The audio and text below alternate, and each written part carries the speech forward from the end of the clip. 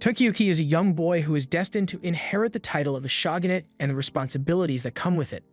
However, since the only thing he is good at is running away from his problems, he lives his life as an irresponsible loser. On this particular day, Tokiyuki is doing everything he can to escape his attendants so he won't have to do his training, and he may be quick, but if these guys get tricked by Tokiyuki simply ducking, they might not be cut out for watching him. Tokiyuki does his best to evade them, but eventually he is forced to practice anyway. However, while the attendants aren't looking, he slips away and climbs onto the roof for fun.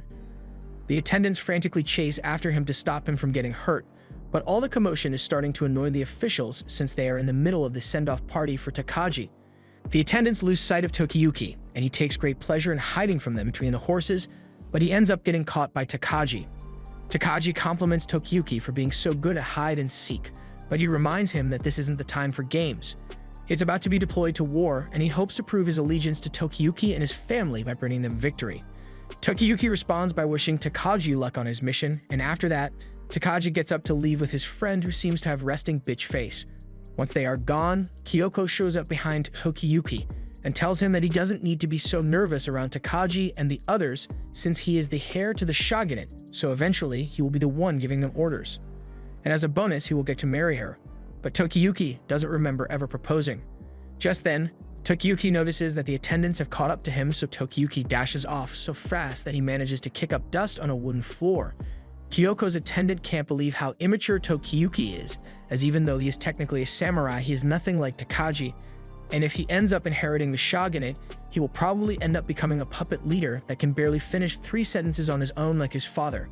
Kyoko doesn't see anything wrong with being a puppet ruler since he would still get to live a lavish lifestyle, and that makes him a prime candidate for her to marry since she's a certified gold digger.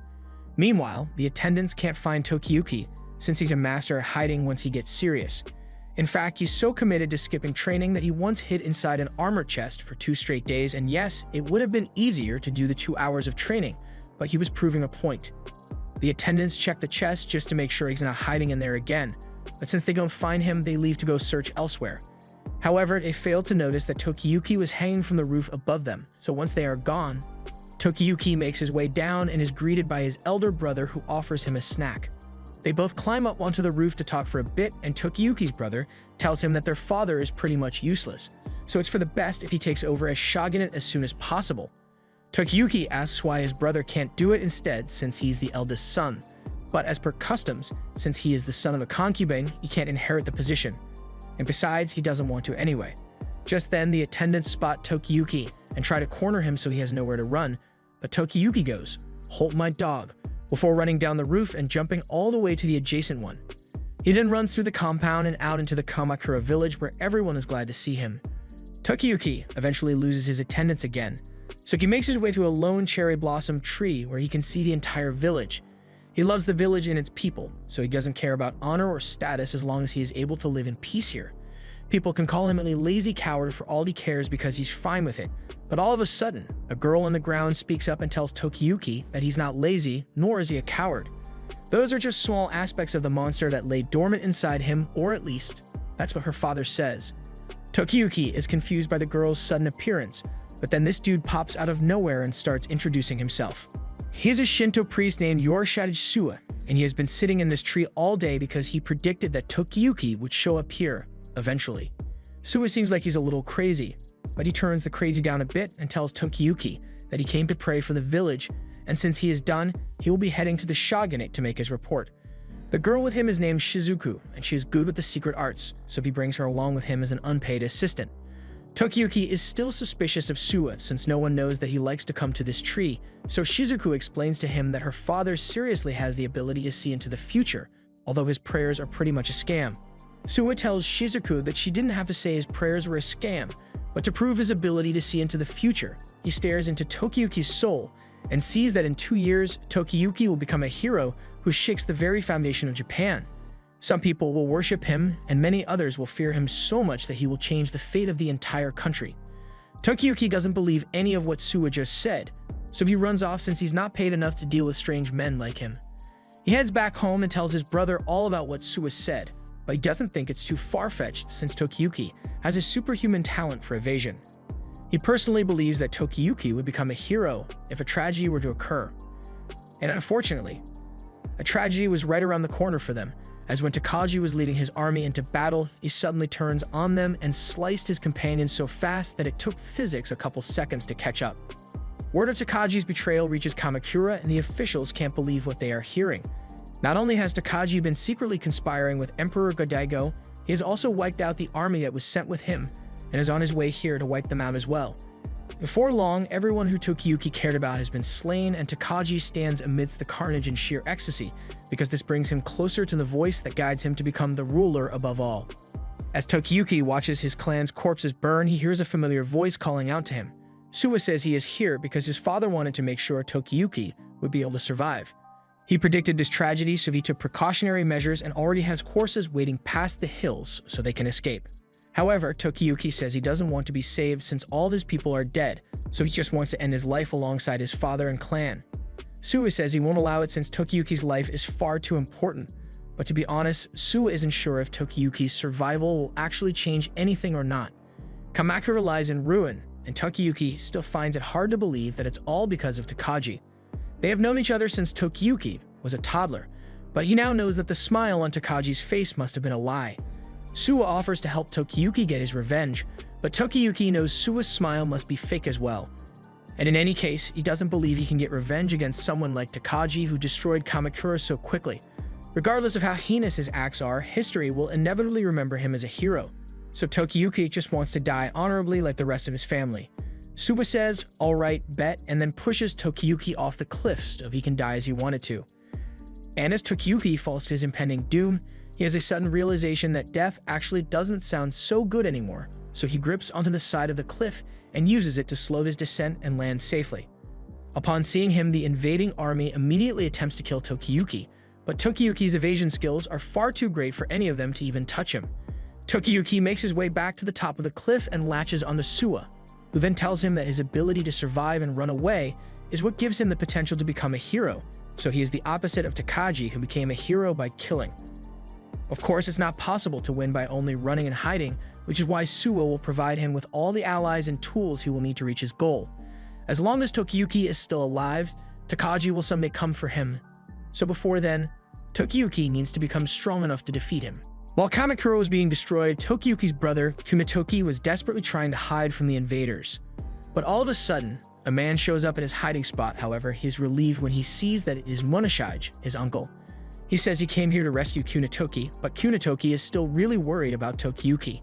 So Monashige reassures him that Tokiyuki is probably safe since they arranged for Suwa to get him to safety. But right now, they need to get themselves to safety before they get spotted. Unfortunately, they get spotted sooner than expected, but Monashige tells Kunitoki that he will handle this, so he should stay here while he goes over to the samurai to talk things out. He says he might be able to convince them that Kunitoki isn't part of the Hojo family since he's not important enough for them to recognize. He makes it clear that was entrusted with protecting Kunitoki, and more importantly, he is the son of his dear sister. So he's going to do everything in his power to make sure he escapes alive, even if he has to lay down his own life. As he approaches the samurai, he tells Kunitoki to run away if things go wrong, but as soon as he starts talking to the samurai, Kunitoki sees Monashige pointing straight at him, and the wicked look on his face means things aren't looking good for Kunitoki. Meanwhile, Tokiyuki is having a nightmare where he sees the tortured faces of his family, and worse yet, he sees an even more terrifying sight: Suwa's face. Suwa is standing over Tokiyuki with his dazzling aura, and he comments on how cute Tokiyuki is while he's asleep. Shizuku comes over, and while she knows how much her uncle loves watching children sleep, Suwa is clearly making Tokiyuki's nightmare worse than it already was. However, Suwa doesn't care and decides to give Tokiyuki a harmless kiss on the cheek, earning him a place on the FBI watch list. Tokiyuki senses some criminal activity about to take place, so when he wakes up and spots Suwa about to kiss him, he jumps out of bed and climbs all the way up to the ceiling in fear. Suwa says he expected as much from Tokiyuki and his escape skills, but when asked to explain himself for trying to kiss Tokiyuki, he responds with, "It's just a prank, bro." Tokiyuki tells him this is no time for pranks since they are still in grave danger. Suwa had said they would be able to hide out in his territory, but they've been stuck in Kamakura for a couple of days now, and they could be discovered any minute now. Suwa says the reason they haven't left yet is because the exit of Kamakura is more tightly guarded than he had thought, so they have to exercise patience until the patrols die down. Tokiyuki recognizes the banners of the patrol, but the samurai under those banners are all people who had previously sworn their allegiance to the shogunate, but ended up betraying their oath and assisting in the destruction of Kamakura, and all of it was done under the orders of Takagi. It is still difficult for him to believe that during all that time Takagi spent with him, he was plotting such traitorous plans. Shizuku tells Tokiyuki that he doesn't have to worry about their safety for now, since if the peril comes to search their hut, then they can easily fool them since their clothes make them all look like priests. Tokiyuki calms down a bit and lets go of the roof, but there's something he would like to ask Suwa. Earlier, Suwa had said something about reclaiming the country with his excellent ability to run away, but samurai are meant to fight while looking straight forward, so he has no idea how he's going to reclaim the country while running away.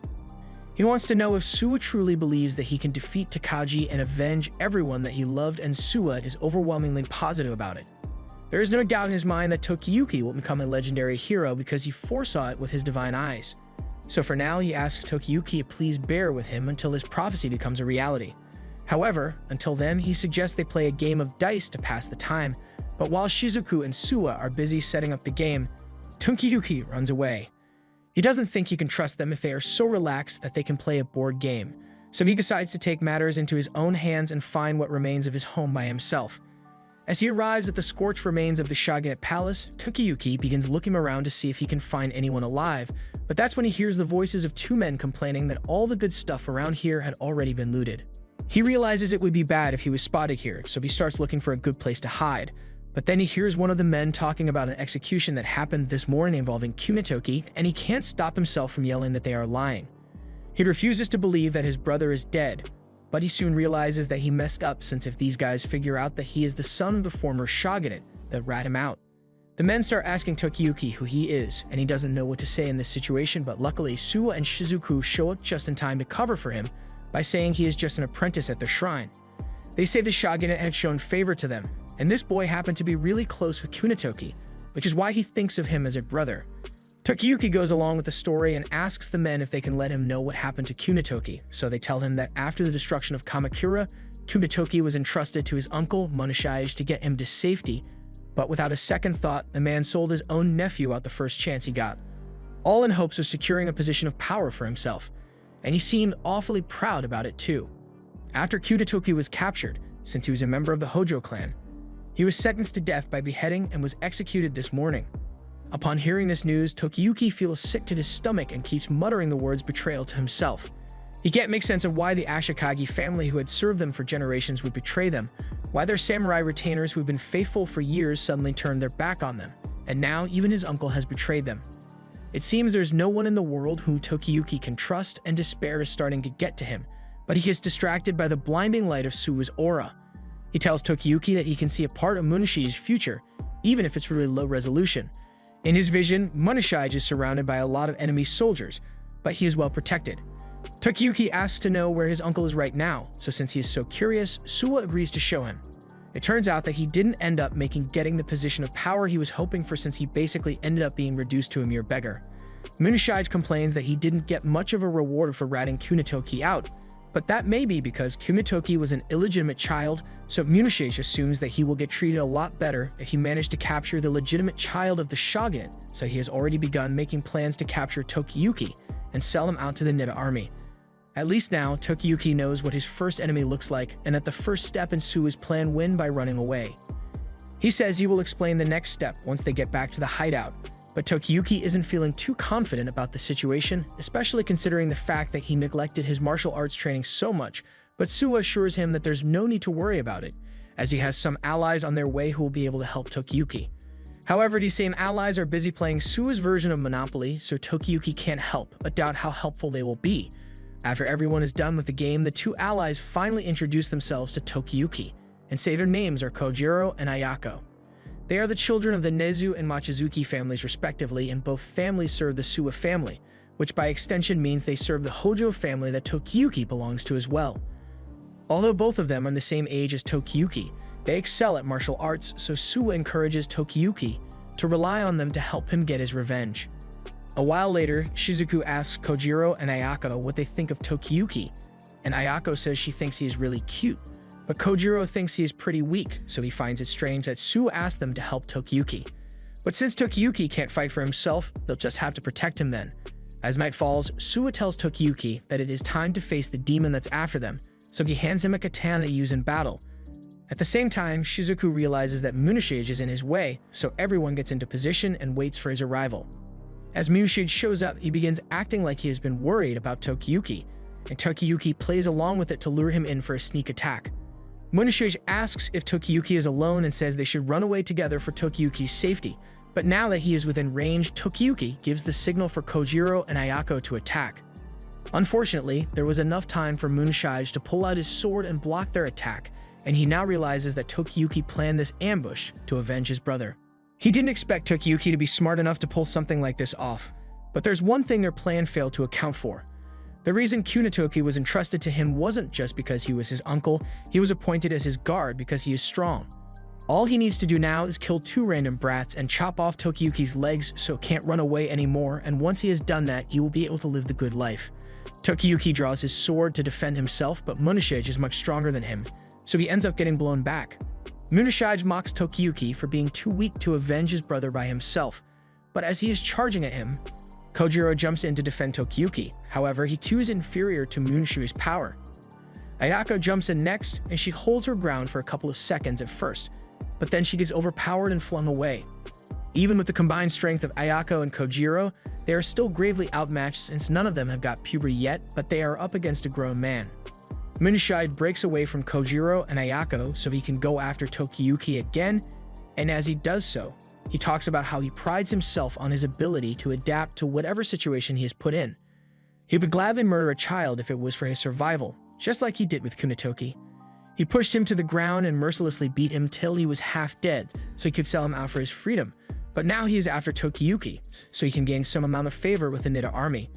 Munashige has backed Tokiyuki up against a cliff, but before Kojiro and Ayako can rush to his aid, Suwa calls out to them and says it's time for them to retreat. They don't understand why Suwa is telling them to retreat, but he just says they should sit back and watch Tokiyuki work his magic, because if anyone here can boast of adaptability, it's him. As Munashige is swinging his sword at Tokiyuki, Tokiyuki begins analyzing his movements and predicting his strikes before they happen. So no matter what Munashige does, he is always one step behind Tokiyuki, and it looks like Tokiyuki is enjoying it too. The way he dodges isn't something that can be learned through training, as it's more like a heaven-sent gift.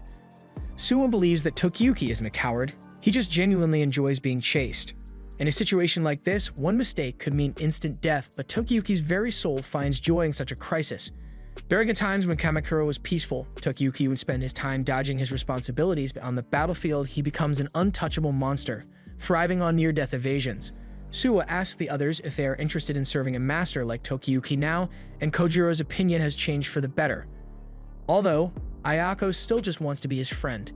They get ready to rejoin the fight, but as they go, Suwa advises them not to waste their effort protecting Tokiyuki.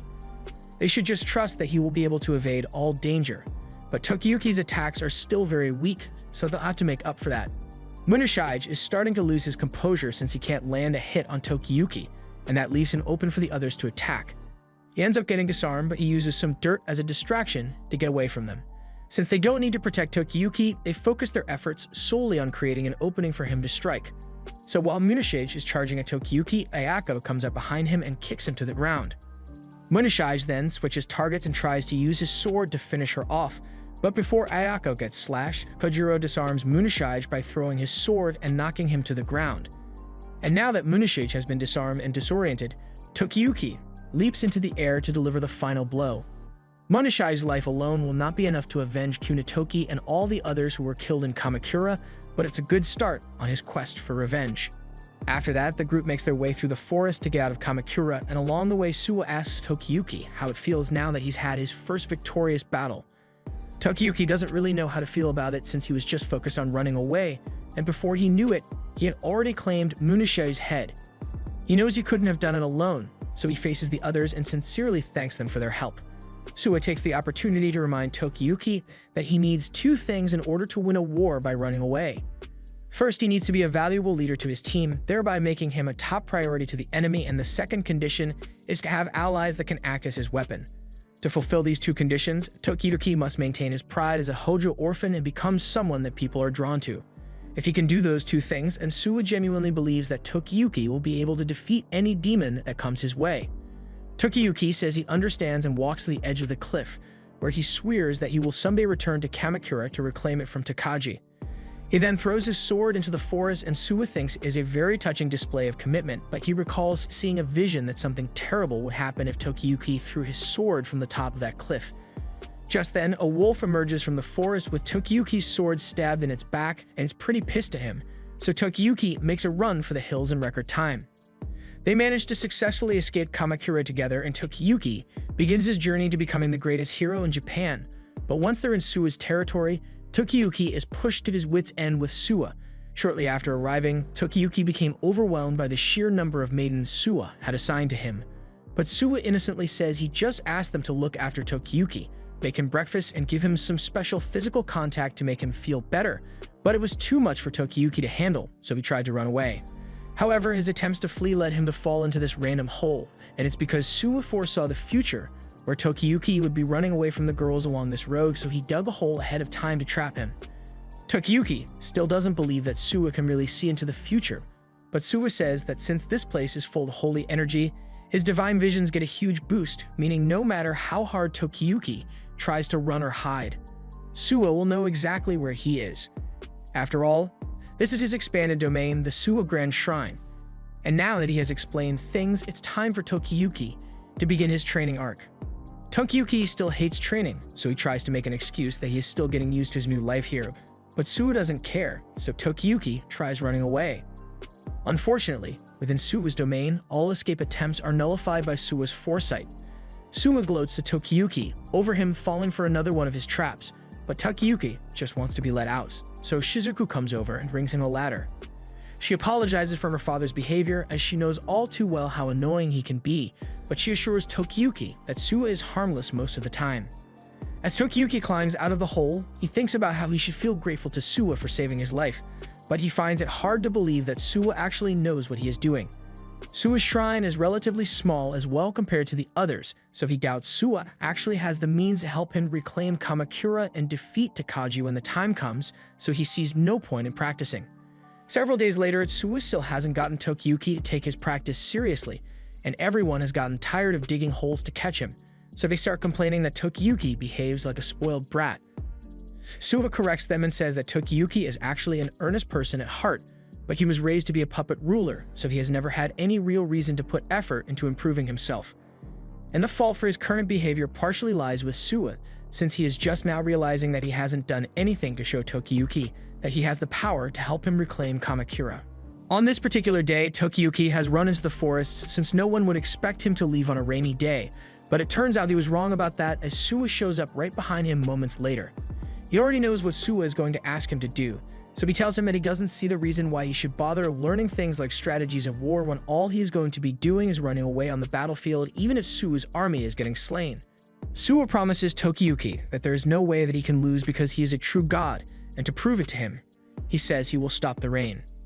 Tokiyuki still doesn't believe anything Suwa is saying, but as Suwa rings his bell in the rain, it looks like he wasn't lying because all the raindrops stop midair and converge around Suwa before disappearing entirely. After that, Suwa calls on his soldiers with Spartan energy, showing Tokiyuki that he has an army of soldiers 10,000 strong who are ready to assemble at any moment. If Tokiyuki were to gain the qualities of a hero, that would mean there is an alliance between a hero and a god, and many more soldiers are sure to join their cause at that point. Having demonstrated his power, Suwa asks Tokiyuki what he plans to do now, and Tokiyuki reluctantly says he is willing to go back to his desk and start studying. He has decided to trust Suwa since he now believes he can become a hero with his help. However, as soon as Tokiyuki has said these words, Suwa tells everyone that they are free to go home now. Tokiyuki can't believe what he's seeing and asks Suwa where all that Spartan energy went, but Suwa just says his people can't be so energetic all the time. He then changes the topic and tells Tokiyuki that it's time to go study, whether he likes it or not. But as he is driving him off, he accidentally falls for one of his own traps. A while later, Tokiyuki has started getting used to life in Suwa's domain, so Suwa tells him it's time for him to acquire some retainers. A retainer is a vassal who forms a master-servant relationship with their lord and risks their life fighting for him. A ruler is nothing without his retainers, but since Tokiyuki tragically lost all of his family members and retainers, he has to start from nothing, so Suwa will introduce the candidates once more. First is Kojiro, the greatest swordsman of Tokiyuki's generation, and with his skill, he would be perfect for leading as Tokiyuki's military commander.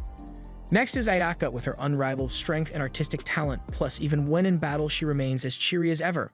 Finally, we have Shizuku, who is attentive and well-versed in several secret arts, so as a servant, she would be great at taking care of the general affairs at home. All three of them may be as young as Tokiyuki, but Suwa assures him that they are people that he can count on. However, Tokiyuki still needs to get to know them and demonstrate that he is capable of making good use of their skills.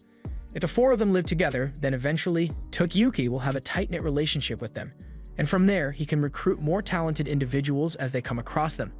This is what Suwa likes to call the beginning of a hero's journey, but none of the others care about his reference.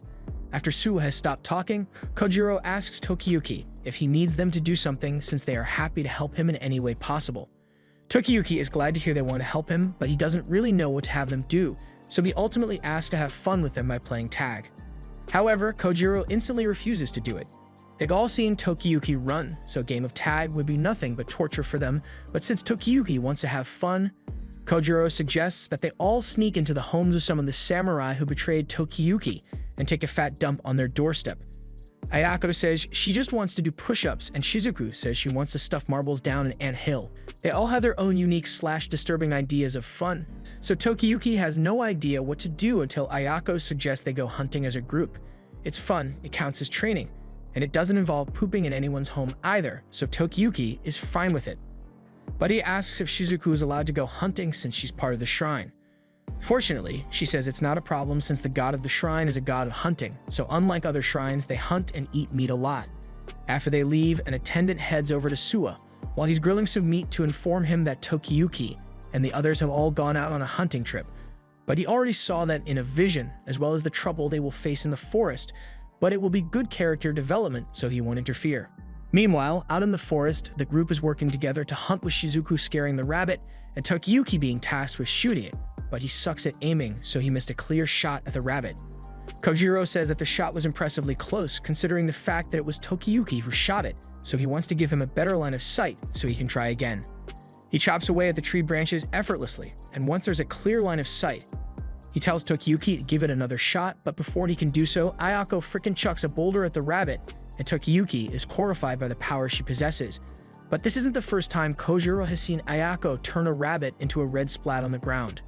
However, this time she missed the target, so the rabbit lives to see another day. But that life doesn't last long as it gets chomped by a huge boar. Kojiro has never seen a beast so huge, so Shizuku informs them of a rumor that was going around about a flesh-eating demon boar living in these woods. This is the trouble Suwa foresaw them getting into, but he believes it is important they learn to deal with bloodthirsty beasts because Takagi is far worse than anything they could encounter in that forest. As the demon spots the group, it charges straight at Tokiyuki, so Ayako pulls him to safety while Kojiro fires a shot at it, but the demon's hide is too thick to pierce with his arrows, so he calls for everyone to retreat to high ground.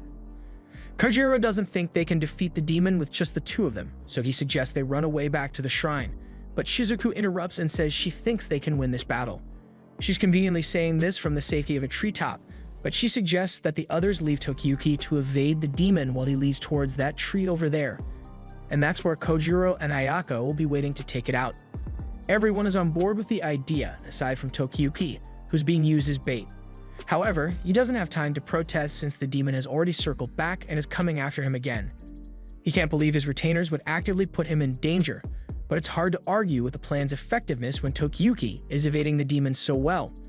While he's leading the demon to the designated spot, Kojiro and Ayako prepare their means of attack, which involves shattering a piece of obsidian at the edge of the cliff, and once the preparations are ready, Tokiyuki asks them what he's supposed to do with the demon. Kojiro fires an arrow at it to face to get it to charge at them instead.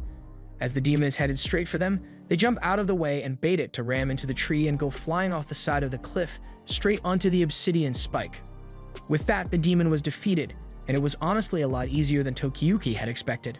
Once they saw that a bow wouldn't work, they all worked with each other's strengths to take down the demon, but even though it attacked them first, Shizuku still feels bad for it since it was likely a beast from ancient times, and if it had others of its kind around, then maybe it wouldn't have succumbed to evil. After their successful hunt, the team goes to the hot spring to cool off, and Kojiro suggests that the team should meet up here for strategy meetings from now on. Speaking of which, they need to decide on a name for their team, so they start coming up with a bunch of terrible names like the Sweet Tooth Travelers, which Tokiyuki immediately rejects. Their terrible naming sense aside, Tokiyuki is glad to have people like them around since they treat him like a friend to cheer him up, but they also treat him as their lord. Eventually, Ayako comes up with a name that doesn't suck, so from now on they will be known as the Elusive Warriors. After their bath, they all head back to the beast to cook it for dinner, but by the time they get there, Suwa has already completely devoured it somehow. Kojiro yells at Suwa for eating the whole catch, but he tries to justify it by saying the beast had succumbed to evil, so he was just purifying it with his divine stomach, but they aren't falling for his excuse though. Meanwhile, it looks like there's another person who can see visions of the future, and he knows Suwa is plotting something, so he's not going to let him get away with it. And at the same time, Takagi is currently to meet with Emperor Godaigo, and the Emperor is greatly pleased with him for destroying Kamakura in such a thorough manner, so he offers to let Takagi have any position he wants in the imperial court. Takagi says he is grateful for the offer, but he is a warrior at heart, so political power isn't his thing.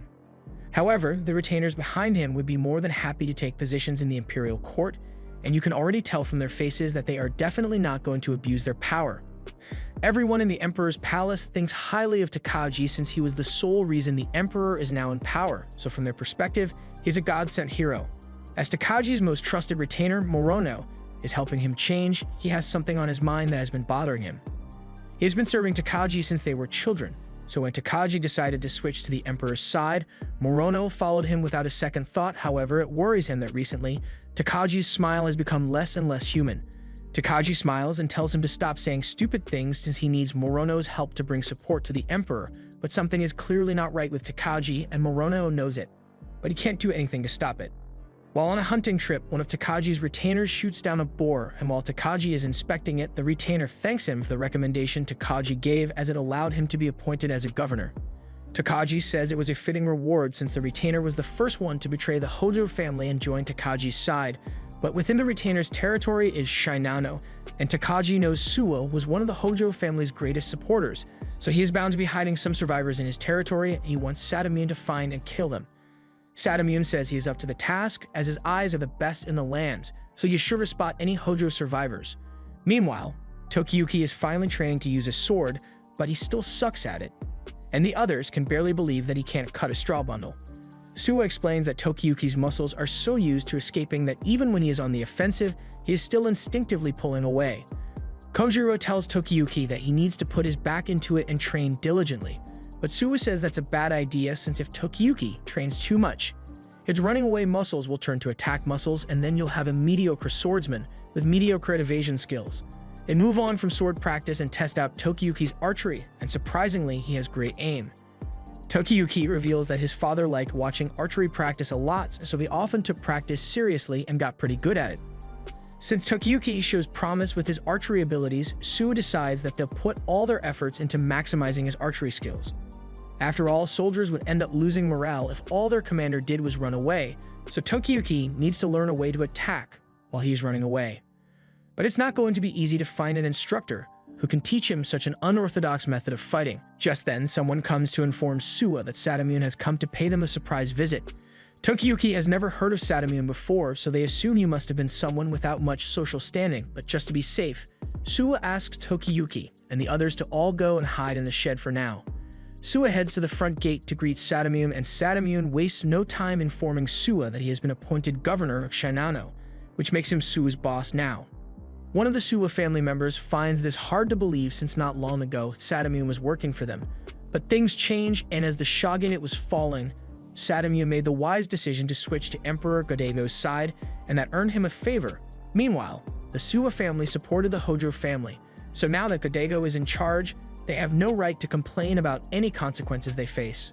But that's an issue for another day. For now, Sadamune came to tell Suwa that if he has any Hojo family members hiding within his territory, he had better hand them over to him.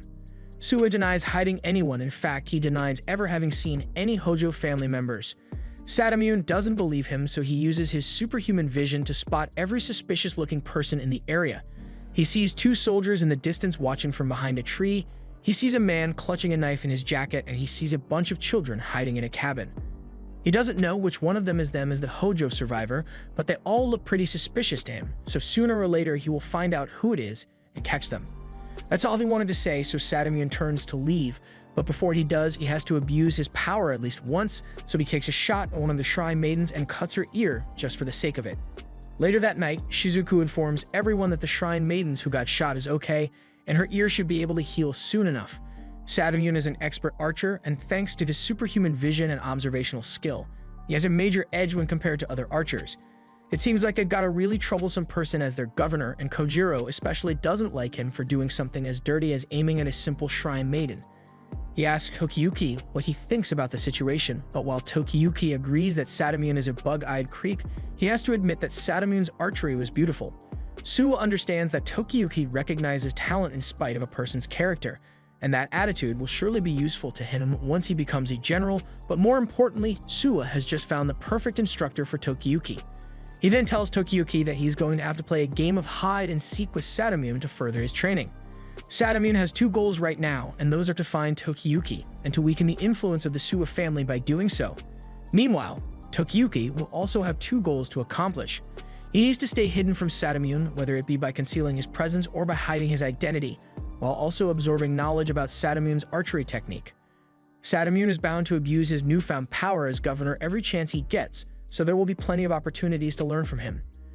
Tokiyuki finds the idea exciting, so a plan is put in motion to lure Sadamune back to the shrine, and it doesn't take long either, as the moment Sadamune learns that there is a dog shooting competition being held in Suwa's shrine, he plans to crash the party in an attempt to provoke while searching for the Hojo survivor. On the day of the competition, everyone is having a good time except Kojiro, who couldn't manage to shoot a single dog. Tokiyuki is up next, so Shizuki wishes him good luck, but Suwa reminds her that she can't use Tokiyuki's real name right now since it could lead to Sadamune realizing who he is. Instead, Suwa tells her to use an alias when referring to Tokiyuki, so she starts blushing and asks if she can call Tokiyuki Big Brother from now on. There's an awkward silence after that, so Shizuku runs away and Tokiyuki has no idea what just happened, but he doesn't have time to think about it as moments later, Kojiro comes running over to tell Tokiyuki that Sadamune has shown up. He just driven unannounced and says he wants to participate, and of course, Suwa has no right to refuse his wishes since he is the governor. Sadamune is allowed to participate, so he is informed of the rules of the game, being that each contestant is only allowed to have 5 non-lethal arrows and scoring will be done based on the spot the arrow strikes, and the posture used to fire the arrow. He begins his round, so the dogs are released and Sadamune begins firing at them with pristine accuracy. Tokiyuki is majorly impressed by Sadamune's flawless technique and aim, but Suwa is over in the corner in fear. However, it's not because of Sadamune, it's because he just looked into the future and saw that firing arrows at dogs is considered animal abuse in the 2000s, so he's trying to rationalize the fact that he may get cancelled for holding the competition, even if the arrows are non-lethal. After Sadamune is done taking his shots, he asks the arbiter what his current position is, and unsurprisingly, he is informed that he is now in first place. Sadamune mocks the people of Suwa's territory for being bested by a surprise contestant, but the people defiantly tell him that there are still many strong archers here that could beat him. But Sadamune doesn't seem convinced, so he wants to make a bet with Suwa. He will have a one-on-one match with any archer in Suwa's territory, and if he wins, then Sadamune will be allowed to search the homes of every person whom he deems to be suspicious, with no repercussions no matter what crimes he commits in the process. Kojiro is enraged that Sadamune would propose such an unfair bet, but Suwa says they can oppose him too carelessly since he was appointed by the Emperor as governor. However, if he makes his intentions clear with a bet, it makes things easier for Suwa. Suwa accepts Sadamune's bet, but by the conditions Sadamune set, if Suwa's side wins, then Sadamune will not be allowed, nor will he have any authority to search their territory anymore. Sadamune is laughing to himself over how stupid Suwa was to accept the bet since there's no way anyone here could ever beat him. And after he has won, if he ends up finding the Hojo survivor, then he will have good reason to label Suwa as a criminal and have him executed. And from there, he can do whatever he wants with Suwa's territory. Since they've agreed on the bet, Sadamune asks which strong warrior he will be facing. Suwa says they don't need a strong warrior to defeat the likes of Sadamune, which is why he's sending out a child instead.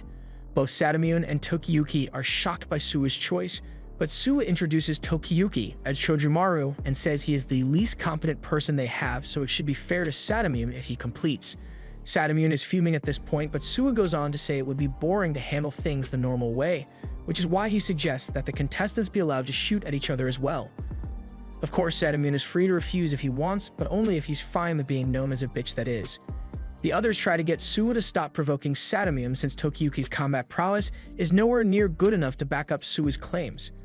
And frankly, they don't understand why he would make Tokiyuki go up against Sadamune in the first place. Suwa explains that this is a great chance to speed up Tokiyuki's training arcs. It's going up against a master, it's a prime opportunity to learn. and Suwa has already seen a vision of the future, which says if Tokiyuki goes through with the contest, then a bright future full of growth awaits him, and more importantly, after the battle, he is guaranteed to learn a cool new skill.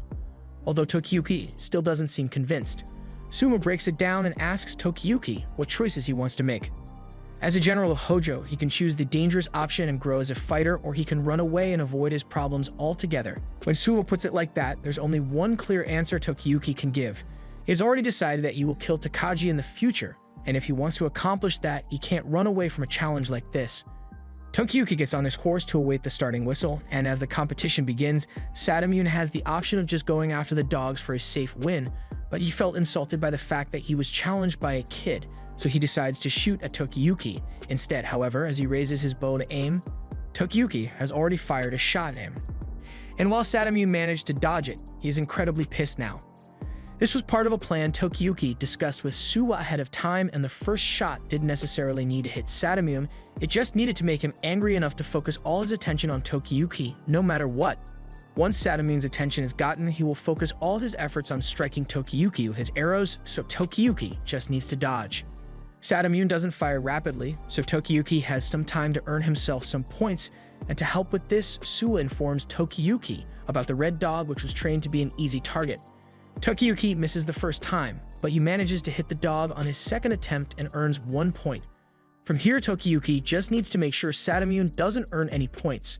Eventually, Sadamune is down to his last arrow, and it is at this point that he will probably start aiming for the dogs again to make sure he doesn't lose.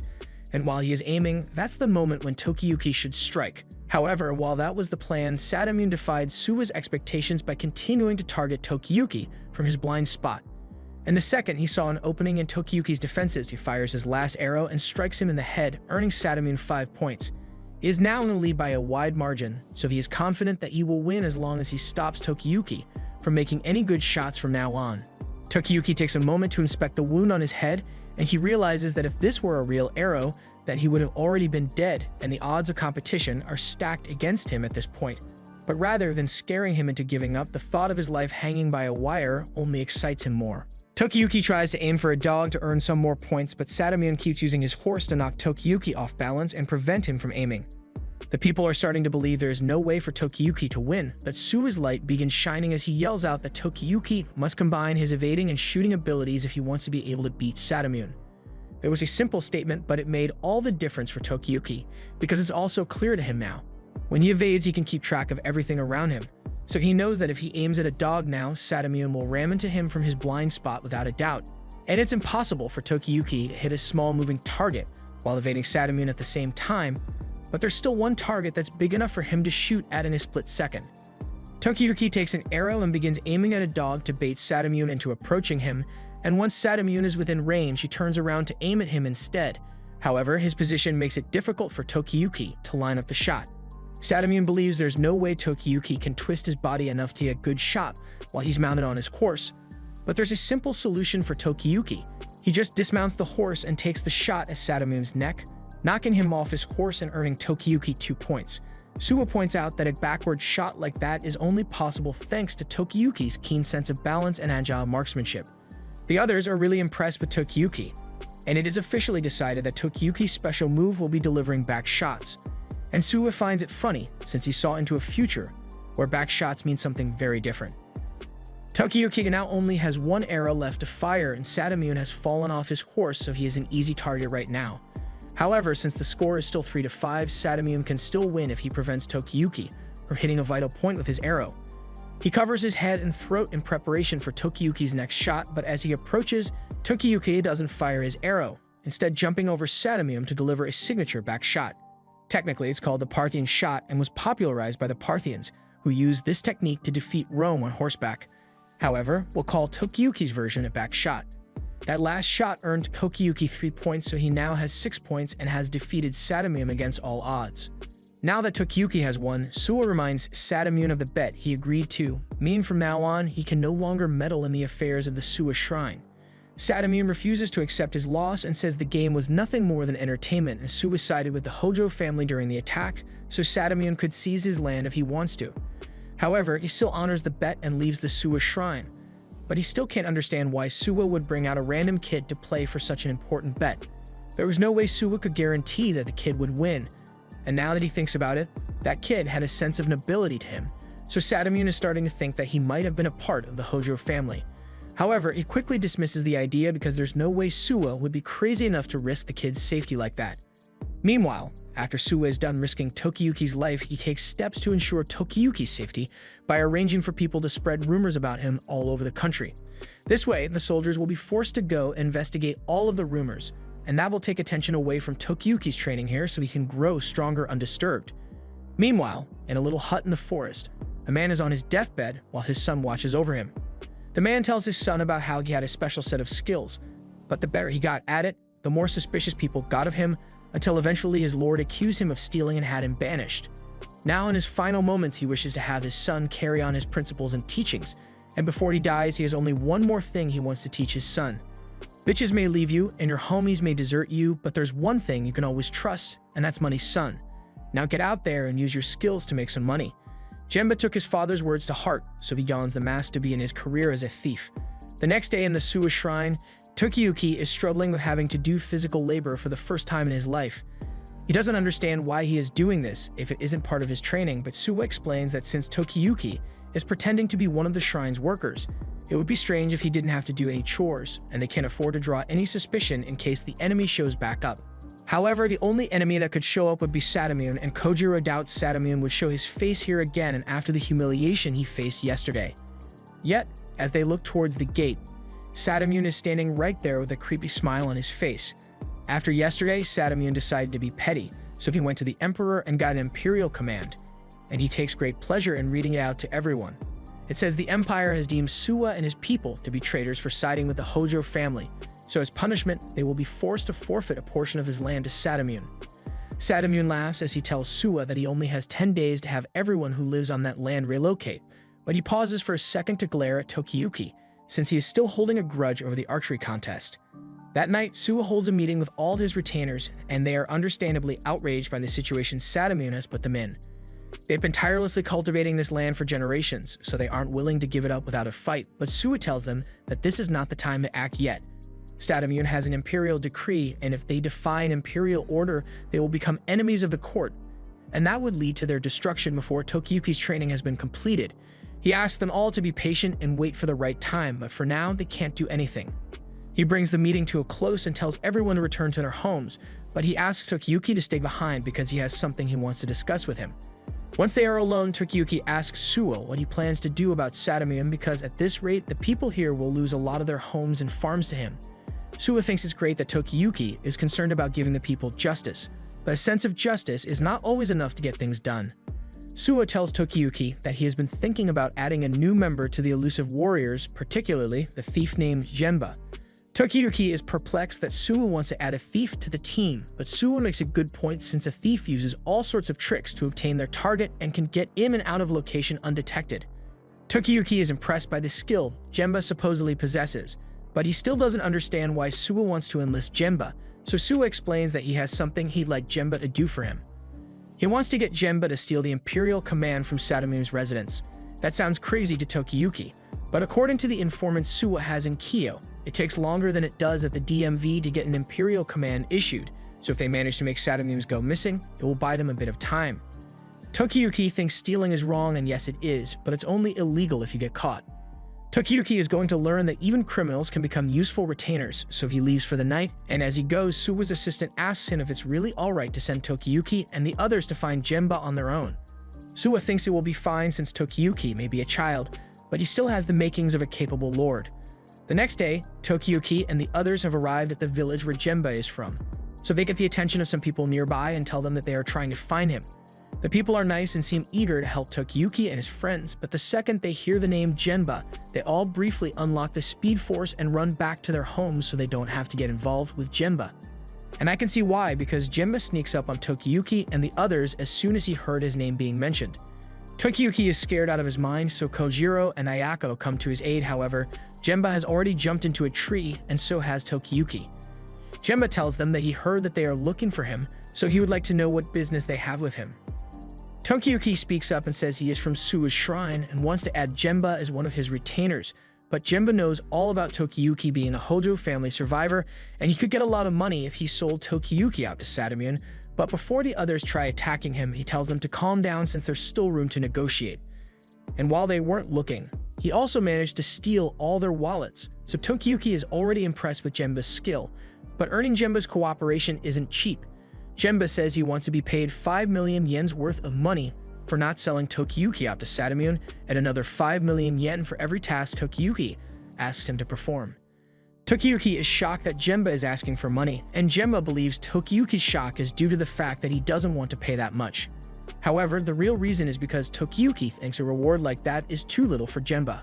To be honest, he was willing to offer Jemba a province or something once he reclaimed Kamakura. After all, he would be a distinguished vassal who made great contributions. But since all he's asking for is money, Tokiyuki thinks Jemba is being very humble. Jemba is confused and doesn't know what to think, so Shizuku goes up to him and assures him that Suwa Shrine will ensure payment for Jemba's daily expenses, but she asks if he is sure he just wants money. After all, if Tokiyuki grants Jemba a province, he could gain several times the amount he asked for, and much more. And Kojiro mentions that Jemba helping Tokiyuki now would earn him a lifetime of support from the future ruler, so isn't it a gamble worth taking? Jemba runs away to get them to stop whispering things in his ear, and while he was initially hoping to swindle some money out of Tokiyuki, he says he is fine helping him out for now. But he has one condition if Tokiyuki wants him to steal the Satamune's Imperial Command. He's not willing to risk his life alone for a lord he doesn't trust yet, so he will only do it if Tokiyuki comes with him. As they approach Satamune's compound, they spot the warehouse where Satamune likely kept the Imperial Command. Jemba is surprised that Tokiyuki was willing to come along, but Tokiyuki believes it's only fair that he joined Jemba since this was Tokiyuki's request to begin with. That's all well and good, but Jemba reminds Tokiyuki that if he's not careful, he will end up like the other thieves who got caught trying to steal from Satamune. The shed is secured with 3 locks, and Jemba can easily pick his way through them, but the real problem here is the security posted out front. Fortunately, Jemba knows exactly how to get past them. He runs out into the field and uses a branch to vault his way into the compound, and once he's in, he throws a rope to Tokiyuki so he can break in as well, and Tokiyuki seems a little too excited to be committing a crime. Jemba wonders why he is so willing to do this, so Tokiyuki explains that he is doing it to repay his debt to the Suwa family for the support they've given him, so it's the honorable thing to do for him to do. However, Jemba thinks that's a stupid reason since things like honor and kindness will never get you far in life because people can always betray you. But if you use money and fear, you can get someone to do whatever you want. For instance, there was once a woman who refused to pay Jemba after she asked him to investigate her cheating husband, so as revenge, Jemba snuck into her house and did unspeakable things to her rice. That aside, Jemba tells Tokiyuki to wait here while he handles business, so Tokiyuki does as he says. But he soon hears Satamune's voice nearby, so he starts panicking as it may be possible that Jemba set him up to be captured. However, the Satamune goes up to the guards and tells them to go fix some nails on the fence all the way across the compound from the shed. The guards ask why since their job is to guard the shed, but Satamune is their boss, so they are forced to obey. As you probably guessed, that was really Jemba wearing a disguise, and he explains that his mask has special properties that allow him to disguise himself as pretty much anyone. As he and Tokiyuki are looking for the Imperial Command, Jemba mentions that he knows Tokiyuki doesn't trust him after all. No one would trust a subordinate who can steal anything, even Tokiyuki's identity. So why would Tokiyuki, who has already been betrayed by millions of soldiers, ever share trust with someone like him? While this is going on, Tokiyuki and Jemba have been found out by one of Satamune's subordinates with inbuilt radar hearing. And after realizing that there are intruders within the compound, he gets ready to go thief hunting. As the guards begin to close in on the shed, Jemba realizes that they have been found out, and if they don't get out of here soon, they are going to be surrounded. They got the Imperial Command, so Jemba gets ready to leave, but he has no obligation to protect Tokiyuki, so he tells him that he needs to keep up if he doesn't want to get captured. As Tsukfusa and the other retainers are about to barge into the shed, Jemba busts out of the roof with Tokiyuki and throws a smoke bomb to blind his pursuers. Normally, this would have been a foolproof way to escape since none of the guards can tell where Tokiyuki or Jemba are. However, Sakafusa is able to hear them perfectly, so he takes a bow and pinpoints their location as they were trying to scale the fence.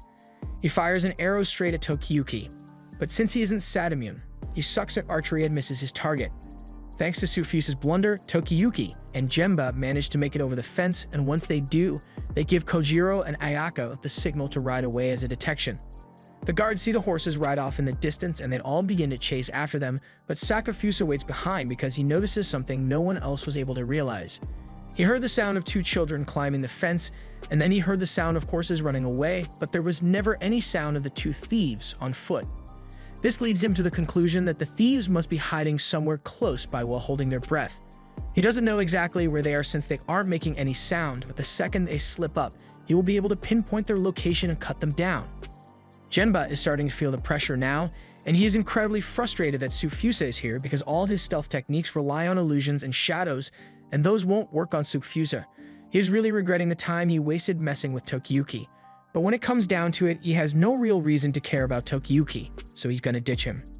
Tokiyuki looks over at Genba in horror, but not because Genba was trying to leave him, but rather because Genba was dumb enough to move while Sufusa is so close to them. Almost immediately, Sufusa locates Genba and attempts to behead him on the spot, but at the last second, Tokiyuki jumps in and saves him from certain death. In the process, Tokiyuki gets slashed and Sufusa gets the blade stuck in a tree, and luckily, that means Tokiyuki wasn't badly cut by the sword. However, he and Genba only have a couple of seconds before Sufusa catches back up to them. Tokiyuki tells Genba to get moving, but as they are running, Genba can't figure out why Tokiyuki would risk himself to save Genba, especially after Genba tried to abandon him. Tokiyuki responds that he doubted Genba earlier for no reason, and he can't apologize properly for that if Genba dies. He knows his mental fortitude is low, and he may end up doubting Genba again, but he wants to make it clear that he will never betray Genba. He likes learning the art of escape from Genba, and with his help he is able to evade strong demons like never before, so he can't help but get excited. So if Genba ever feels cornered or feels like betrayal is the only option, Tokiyuki wants Genba to escape together with him. Tokiyuki has been betrayed by countless people, yet he has never betrayed anyone himself. So in an era when deception and betrayal are commonplace, he could be seen as the most devoted general. At the same time, Sadamune has begun chasing after the little thieves, but his immaculate vision is of no use to him out in the dark like this. Luckily, Sufusa is here to help, even if he is making this a little weird. At the same time, Genba and Tokiyuki emerge from some bushes, and Genba says he had hidden horses at the edge of the woods in preparation for their escape. But unfortunately, with all the blood Tokiyuki is losing, he won't be able to go on for much longer. Just then, an arrow comes flying out of nowhere straight at Tokiyuki, and while Tokiyuki manages to evade it, the arrow splits a nearby tree in half. Genba is shocked by the power of the shot, and Tokiyuki immediately recognizes the power as Sadamune's. Genba can't believe it since Sadamune shouldn't be able to see them well enough to fire such a precise shot at them, and it's still going to take a while before they reach the horses to escape. Tokiyuki is in no condition to run right now, and Genba can't escape Sadamune's arrows while carrying Tokiyuki, so he has to make a very difficult decision. He could have ignored it if it were anybody else, but Tokiyuki has proven that he is someone who is worth serving, so Genba is going to do everything in his power to defend Tokiyuki. Sufusa has been guiding Sadamune's arrows so he can aim in the dark, and just when they were about to target the wounded Tokiyuki, Genba comes out of hiding and gets their attention. Sufusa recognizes Genba's mask, so he informs Sadamune that the thief in front of them must be Kazama Genba, the son of a former retainer who was exiled for his deceptive techniques, and now, after his father's death, Genba has turned to thievery. Sadamune recalls that the Kazama family was under Suwa's territory, so he assumes Suwa must have asked Genba to come here and steal his imperial command. Genba pretends that he has no idea what Sadamune is talking about and says he just came here because he felt like messing with Sadamune. Sadamune is about to take a shot at him, but Genba kicks the tree, causing a flock of birds to fly off in all different directions. The noise overwhelms Sufusa's sense of hearing, and while Genba may not know much about using deadly force, he is well versed in the art of misdirection, so confusing a couple of soldiers like these two is child's play for him. Genba begins bouncing around the forest floor and taunting Sadamune, but Sadamune is not amused and proceeds to fire a shot straight into Genba's face. However, it turns out to have all been an illusion as Genba is still alive and transforms himself into Sufusa for some additional confusion points. With Sadamune distracted, Genba then uses a rope blade to cut Sadamune's bowstring, and afterwards he pulls Sadamune and Sufusa off their horse and to the ground. Sadamune calls Genba unfair for using such cheap tricks, but Genba is proud of his skills and he's not going to let some old man tell him otherwise. Also, regarding the Imperial command Sadamune has, Genba clarifies that he really didn't steal it, but as Sadamune looks into the distance, he sees a pillar of smoke rising from the spot where his storage shed should be, and he is horrified. The shed along with all the documents inside have been engulfed in flames, and before Sadamune can regain his composure, Genba disappears into the night. Tsukfusa is still in shock and asks Satamune if the Imperial command was really still in the shed, but they have no way of knowing for now. So Satamune suggests that they capture the wounded thief and torture him until he confesses about who the ringleader is. Just then, Tsukfusa hears the sound of horses nearby, so he realizes that the accomplices have come back to rescue the injured thief.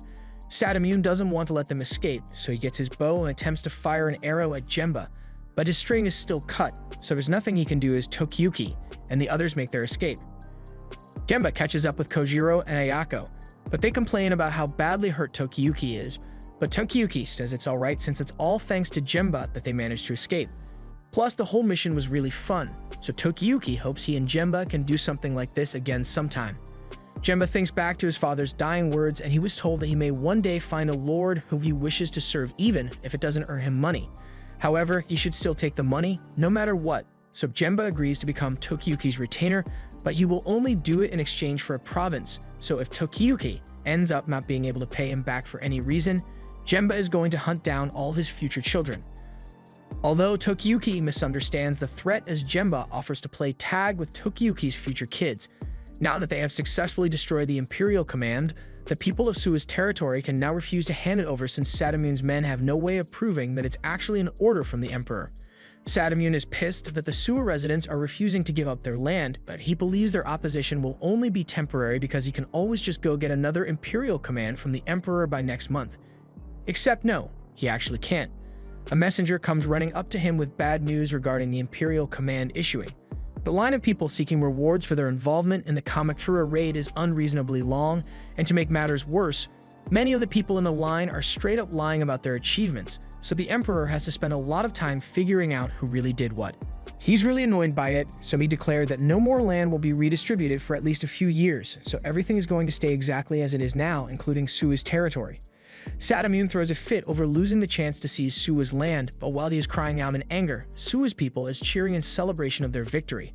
Their plan really paid off in the end, and Suwa is grateful to Tokiyuki, since they would never have gotten their land back if they handed it over to Satamune, and he's also glad Tokiyuki managed to convince Genba to become his retainer because he is sure Genba will be very dependable. Kojiro is also relieved now that he knows for sure that Genba is on their side, although he can be a little vulgar at times. But with his skills, Genba might even be able to sneak into Takaji's home at night and slit his throat. Unfortunately, Suwa tells them that it would be impossible to assassinate Takaji because he is someone that even Suwa cannot predict. Right now, Takaji is on his way to the Emperor's palace, but along the way, he and his soldiers get ambushed by the Emperor's son, Prince Moriyoshi, and pelted with a barrage of arrows. But most of the soldiers are unharmed except the first guy. Takaji congratulates Moriyoshi for being appointed the new shogun, but he asks Moriyoshi why he is attacking him when they are on the same side. Moriyoshi says he is doing this because he knows Takaji will betray the Emperor one day, so he's going to cut him down before that happens. And to make sure Takaji doesn't escape, he has brought an army of his own to take him down. Moriyoshi's soldiers clash with Takaji's, and there is a lot of bloodshed, but ultimately, Moriyoshi's soldiers are just a bunch of random people he got to agree to join him, so they stand no chance against Takaji's elite. Takaji's retainers want to step in to end things quickly, but Takaji says the prince is after him, so he will handle this personally. As soon as Takaji raises his sword, heads begin flying all over the place. Moriyoshi can't believe what he's seeing, but even after witnessing the true power of Takaji, Moriyoshi's men still don't give up and continue to charge at him. However, the second they get close to him, they begin losing their heads to Takaji's sword, and he makes it look so effortless. Moriyoshi is more sure than ever that Takaji is a monster who should not be allowed to walk the earth, so he tries to take him on, but he is totally outmatched by Takaji. Takaji then turns around and kneels before Moriyoshi, pleading for Moriyoshi to have some trust in him. But Moriyoshi isn't believing a single word out of his mouth for a second. He knows he would never be able to win against Takaji alone, but luckily he is not alone, or at least that's what he thought, because when people finally arrive and see the streets soaked with blood, all they care about is getting the chance to talk to Takaji. They completely ignore him despite the fact that he is the prince, and before he knows it, Takaji is being led into the Emperor's palace. Moriyoshi begs the Emperor not to let him in because he can tell that there's something inhuman about Takaji. But no one listens to him because they are all too entranced by Takaji's charisma. Suwa tells Tokiyuki all about this incident, and Tokiyuki can hardly believe that Takaji did all that. He cannot be assassinated because of his unnatural level of skill, and his otherworldly charm makes him a favorite of everyone he goes near. That combination puts him at the top of the world, and Tokiyuki is unsure if he is capable of fighting a man like that. Just then, Ayako comes running in and desperately asks Tokiyuki to come and help her get Jemba to settle down. He has too many drinks, and now he's bouncing all over the room, touching the shrine maidens, and he's not wearing any pants either. He has to go help knock some sense into Jemba, but before he goes, he turns to Suwa and thanks him for all the help he has offered. Because of him, Tokiyuki now knows how he can fight, and he has gathered strong friends to help him as well. So no matter how strong Takagi is, Tokiyuki will keep trying over and over until he defeats him. After that, he turns around so they can go beat up Jemba, and will just ignore what they did to him. Half a year has passed since the Hojo family was destroyed, and the first new year since Tokiyuki went into hiding in Suwa's domain, so the group decides to spend the time playing hockey on a frozen lake, even though hockey doesn't exist yet.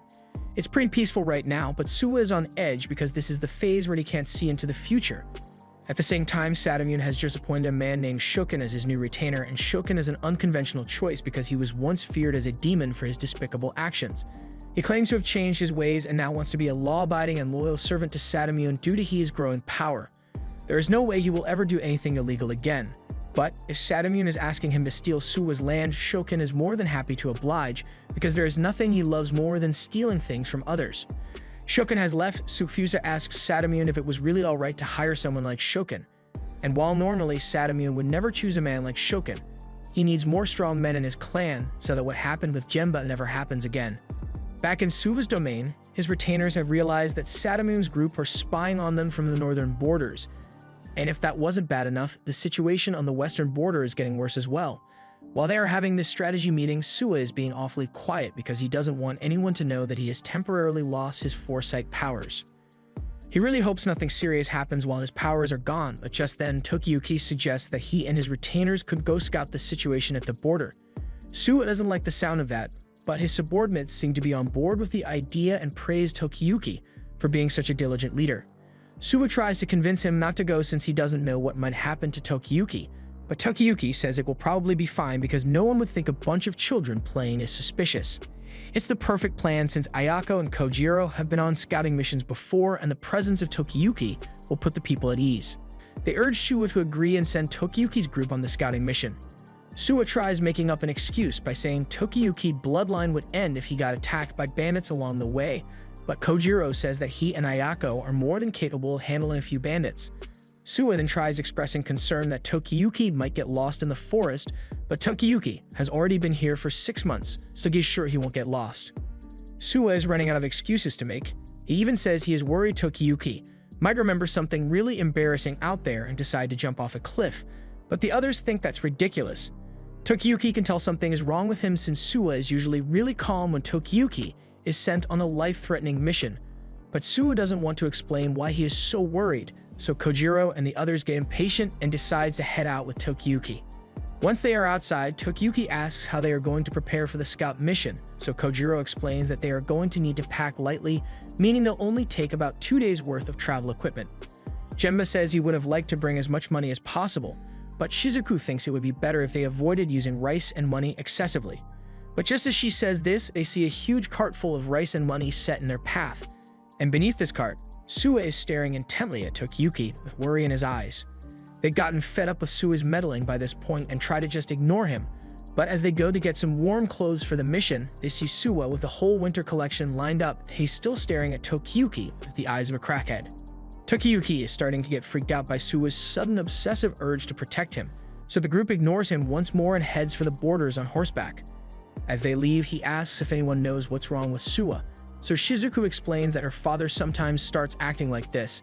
He becomes really worried and irritable, and he never explains why either. Tokiyuki still doesn't know what's going on, but he has to admit that it makes him kind of happy to see Suwa worrying about him so much. The group arrives at the border just before sunset, so they settle down to go over their plans. They are still within Suwa's territory, but they don't have much information about this area, since it is on the far edge of the territory. That is why they will first gather information from the locals and take a look around the village tomorrow. They'll also investigate whether enemies will attack the area soon, and if so, they will figure out the best way to protect the village. There was more to be said, but in the next moment, Kojiro and Ayako sense someone approaching, so they manage to draw their swords just in time to block a strike from a young swordsman. They manage to fend him off, but torches begin lighting in the forest, so it looks like they've been surrounded from all sides.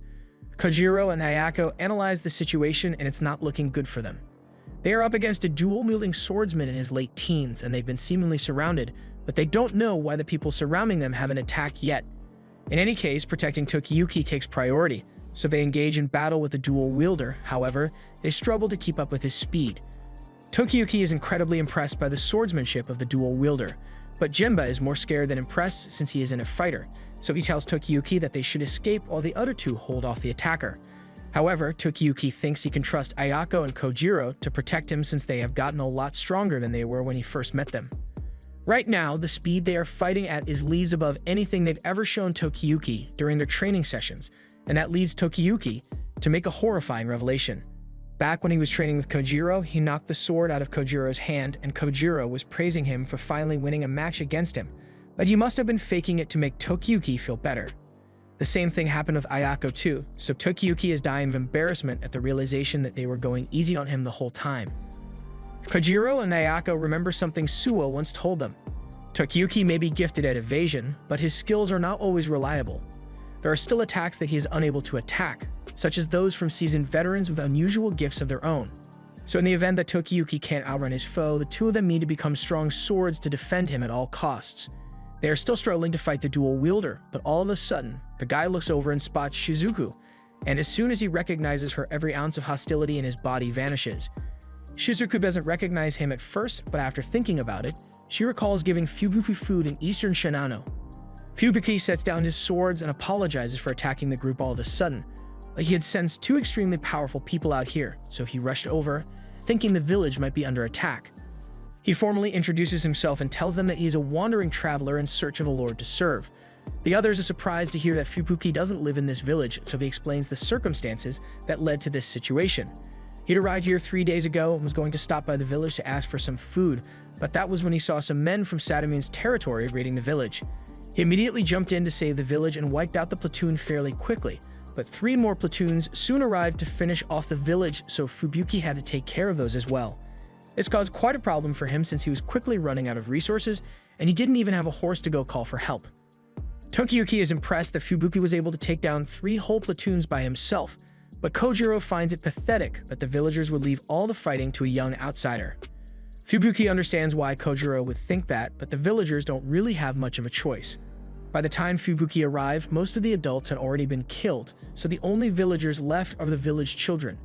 Tokiyuki asks if this means Fubuki took down all those invaders single-handedly, but Fubuki says the kids are actually really helpful in a fight. They are good at distracting the enemy with torches and setting traps to take them down.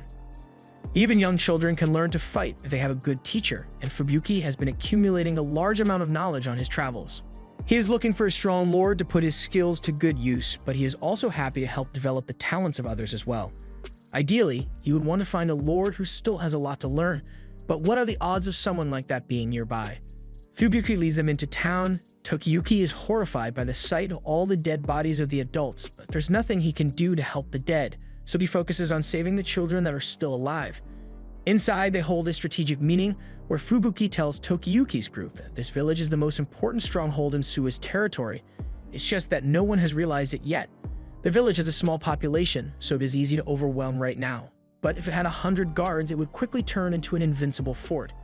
If Sadamune were able to take it over, he would have a great advantage and could possibly perform a 2-front attack on Suwa's manor to cause the most damage. It is one of the strategies in the arts of war, and if this were to happen, Suwa would be guaranteed to lose a large portion of his land. It seems that the person in charge of commanding Sadamune's army understands this art of war. Fubuki intended to communicate the military value of this village to Suwa's forces so he could get a huge reward for his help, but that didn't work out since he has no way to get the information out there while also defending the village. On an unrelated note, Fubuki has been eating way too much this entire time. He ate through the village's entire food supply in 3 days, and he still has a massive appetite. Fubuki says it might be because of the cold, but no matter how much he eats, he can't seem to warm up at all. And this makes Shizuku remember something from the time she met Fubuki. She found Fubuki hiding in the cart and eating all the offerings that were meant for Suwa, so she had to go through a lot of trouble to convince Suwa that a wild bear had eaten all his food instead. Fubuki feels bad about what happened back then and apologizes profusely for his actions, but he can't say no to an empty stomach. After their meeting is over, Fubuki is sitting with the children and teaching them how to make sandals, and Tokiyuki can't help but admire him. At first, he thought Fubuki was just a calculating tactician, but now he sees that he is much more than that because he actually cares for the children here. Tokiyuki tells Fubuki that he wants to help protect this village and the children in it, and Fubuki is glad to have the extra support. Meanwhile, Shokin and his men have just finished slaughtering the people in another village, so they are preparing to attack the village Fubuki is protecting with full force, and Shokin plans to make it a bloodbath. The group has just finished their strategy meeting, and Shizuku and Ayako are tasked with rounding up their troops at the foot of the mountain. And while they are doing that, Jembe is going to return to Suwa's shrine and request reinforcements. Fubuki says he wants to set as many traps as possible before the enemy attacks, so the village children offer to get that done. And while everyone else is getting busy, Tokiyuki asks Fubuki if he has a moment to spare since there is something he would like to discuss. Tokiyuki and Fubuki head out into the forest, and Fubuki raises his swords to attack Tokiyuki. But as he swings, Tokiyuki skillfully evades his attacks. So Fubuki now understands how amazing Tokiyuki is. He then asks Tokiyuki to try counterattacking, so Tokiyuki gives it his best shot. But as expected, he still sucks at it, so his strike is utter trash. Fubuki now gets the full picture and understands that Tokiyuki wants to learn a technique that even someone like him could use to defeat an enemy. Tokiyuki hates to admit it, but Fubuki is absolutely right. Tokiyuki thinks Fubuki is a great teacher, and he seems to understand sword fighting really well, so he would be the perfect teacher. He lowers his head and asks Fubuki for his help, and Fubuki is captivated by how sincere Tokiyuki is, so he assumes he must be from a good noble family. Tokiyuki tries to deny this and says he is just an orphan that Suwa took in, so he doesn't give away his true identity. Fubuki takes a liking to Tokiyuki and tells him that he knows of a technique that would be perfect for someone like Tokiyuki. He had never thought anyone would intentionally be able to pull this off, but it should be easy enough to master for him. Fubuki calls it the Demon Heart Buddha Blade, but it is a technique that can only be used in one-on-one combat. All of a sudden, Fubuki starts getting visions and mumbling about things to himself just like Suwa usually does. After he's done sorting out his thoughts, Fubuki tells Tokiyuki that it looks like the enemy will be attacking tomorrow, so Tokiyuki will fight the enemy general, while the rest of the army will be handled by the reinforcements that Shizuku will bring. If they work together, he is sure that they can win this battle. The next day, Shokin and his troops arrive and have surrounded the village from both sides of the mountain. His subordinate asks why they had to go through all the trouble of climbing the mountains for an ambush. So Shokin explains that he did this because of the previous troops that failed to raid the village. The fact that they never returned likely means that the most accessible path into the village is full of all kinds of traps, so while it may be harder to climb the mountain, it is without a doubt the more secure option. Shokin's men are all people who, after losing their land, became bandits and began taking things from others whenever they please. So they have no sense of morals, but they do have a ton of combat experience and war tactics under their belt, so he orders his men to begin the raid. Shokin's men begin running down the mountain at full speed, but as they do so, one of them gets shot through the back. The bandits turn around and realize arrows are being shot at them from behind, and the bandits want to climb back up to kill the archers. But Shokin warns against it because this is a common tactic used when you are greatly outnumbered. If they try to climb back up the mountain now, the archers will finish them all off before they ever have the chance to reach the summit. However, the fact that they are using this strategy tells Shokin that the villagers must be outnumbered, so if the villagers are few in number, then as soon as Shokin's group occupies the village, they will have won the battle.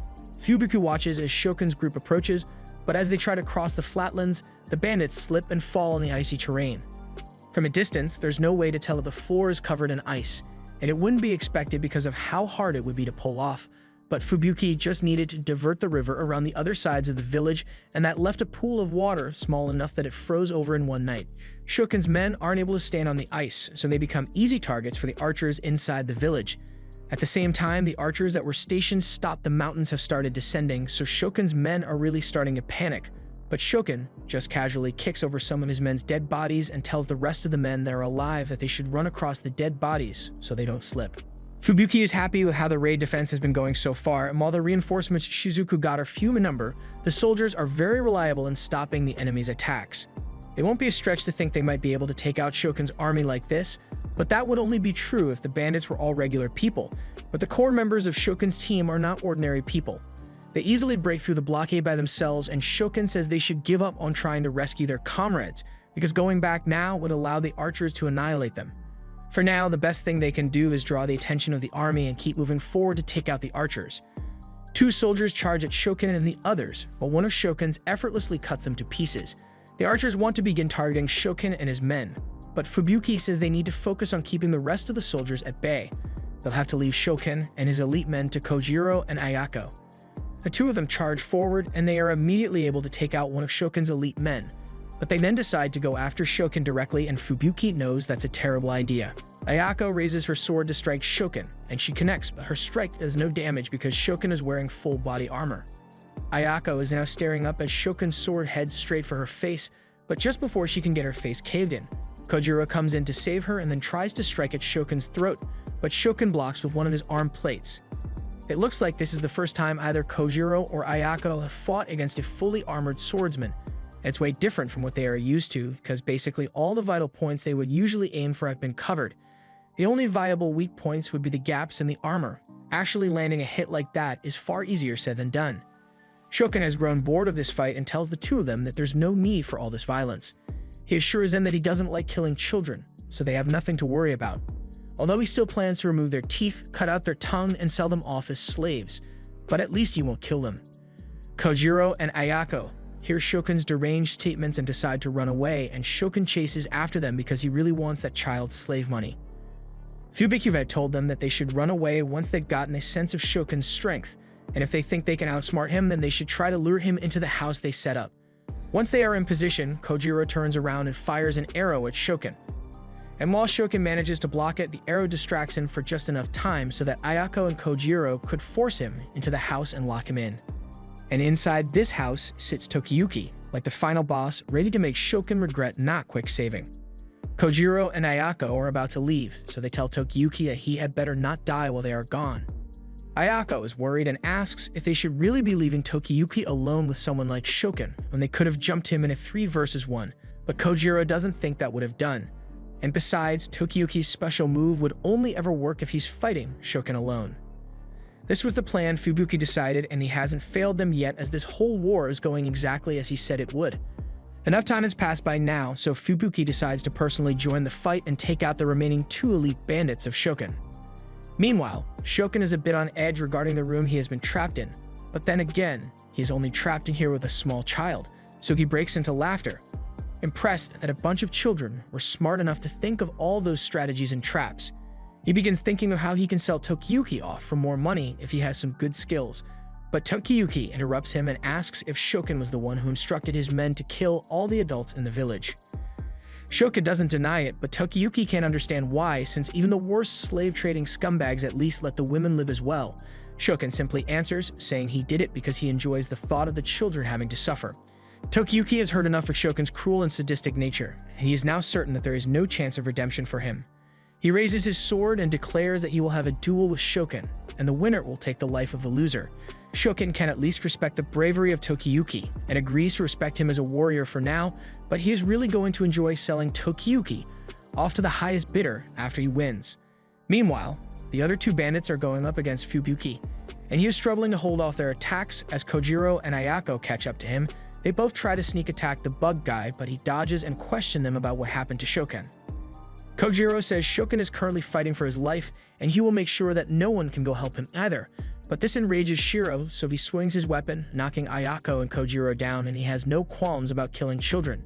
While they are fighting, Discount Joker over here notices Fubuki walking into the forest, but Fubuki isn't trying to escape or anything. He just realized that Joker over here might not want his comrades to see his true fighting capabilities. While their swords were locked earlier, Fubuki was able to figure out that he is the strongest one among the thieves, and with that being the case, Fubuki is going to personally handle him. Meanwhile, back with Tokiyuki, he is currently running around the room and evading Shokin's sword strikes, but he hasn't had much of an opening to pull off a counterattack. Shokin praises Tokiyuki for being good at evasion, but he has already guessed what his strategy was for this fight. He assumes Tokiyuki wants to run around the room until Shokin accidentally gets his sword stuck in the walls of the house, which would be when he attacks, but Shokin isn't going to make such a mistake. It wouldn't have been possible if Shokin was using a long sword, but since he is using a short sword, there's no chance of that happening, so he charges at Tokiyuki and tells him that his time is up. Tokiyuki has a flashback to the discussion he had with Fubuki about this plan. Fubuki told Tokiyuki that if he ever felt like he couldn't win, then he needed to knock the candles over to set the house on fire, and then he should escape through the roof. There's oil on the floor, so Tokiyuki might be able to burn Shokin alive if he is lucky, but this is just a backup plan. The best outcome would be for Tokiyuki to win with his own skills, but Tokiyuki wasn't sure he could do it because the harder he tries, the weaker his sword strikes become. Fubuki told him that his weak sword strikes were because of his kindness, but that same kindness can be his strength, so when the time comes, he wants Tokiyuki to take the stance Fubuki showed him and grip his sword with kindness instead of hatred. As Tokiyuki does this, we see Shokin laughing his ass off because he believes he's about to defeat Tokiyuki, but a few moments later we see Shokin gripping his hand in shock because he was just wounded by Tokiyuki. Fubuki taught Tokiyuki that a sword is most effective when it is being pulled, so Tokiyuki just needs to cut as he retreats from his opponent, which perfectly suits his elusive fighting style. The technique won't be enough to take a person's life, but that's okay because all Tokiyuki needs to do is steadily deal damage until his opponent falls. So as Shokin walked into the perfect position, Tokiyuki jumped out of the way and brought his sword down on Shokin's wrist.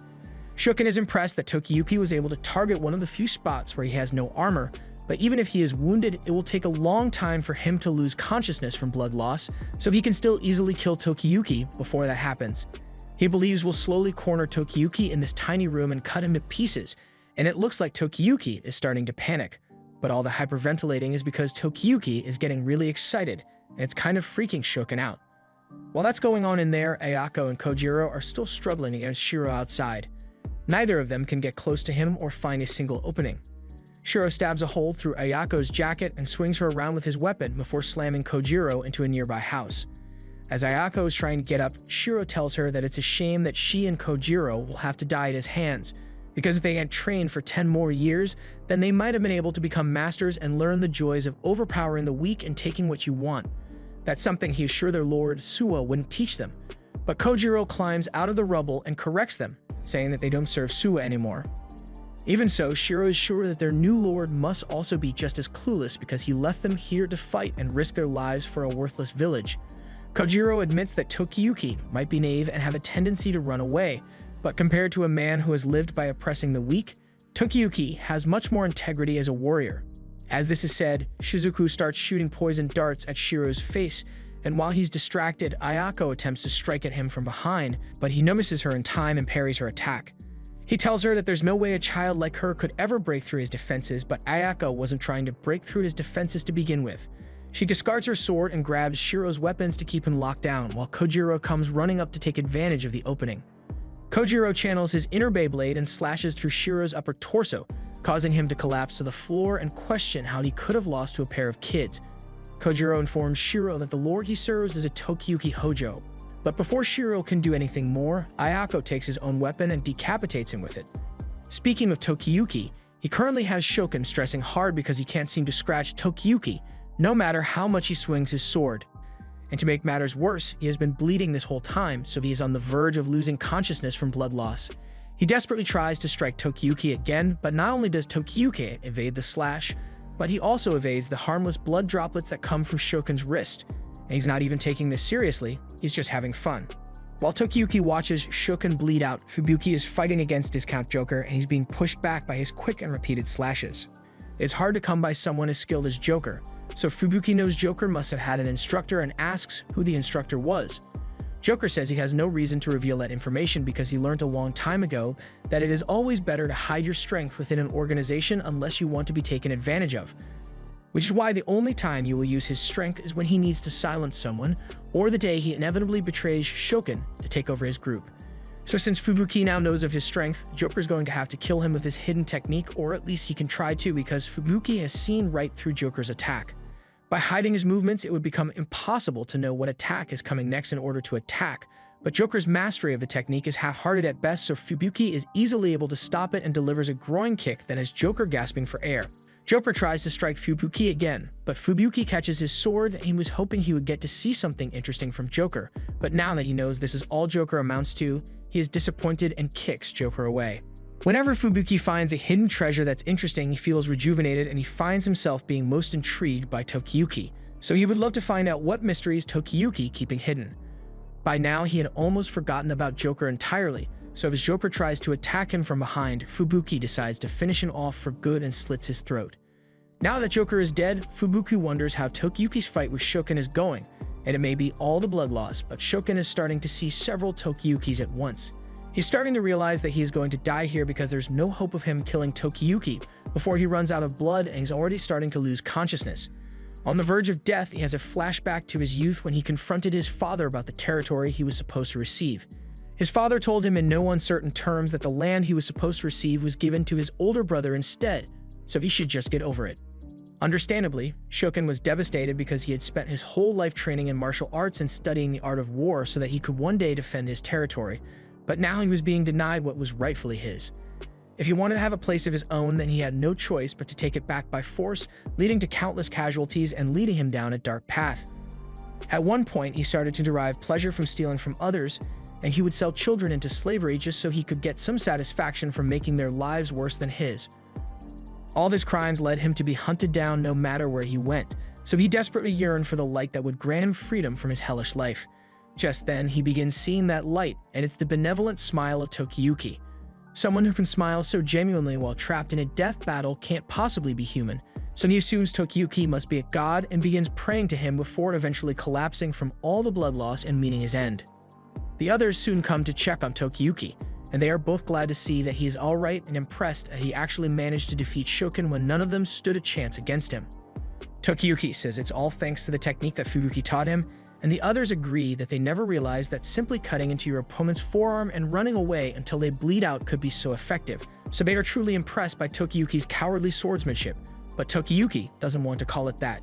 Regardless of what they call the technique, now that Shokin is dead, his soldiers are bound to lose morale and eventually run away once they find out, but it looks like something unexpected is happening outside. Sadamune has shown with reinforcements for Shokin's army, and the second he spots Tokiyuki, he fires an arrow at him because he's still holding a grudge from the game he lost. The others can't believe Sadamune is shamelessly attacking them again, but he justifies it by saying you gotta do what you gotta do. While Sadamune and the others are arguing, Fubuki thinks about the situation, and with their allies busy fighting the rest of Shokin's forces already, there's no way they will be able to win this battle now that Sadamune has arrived with his troops.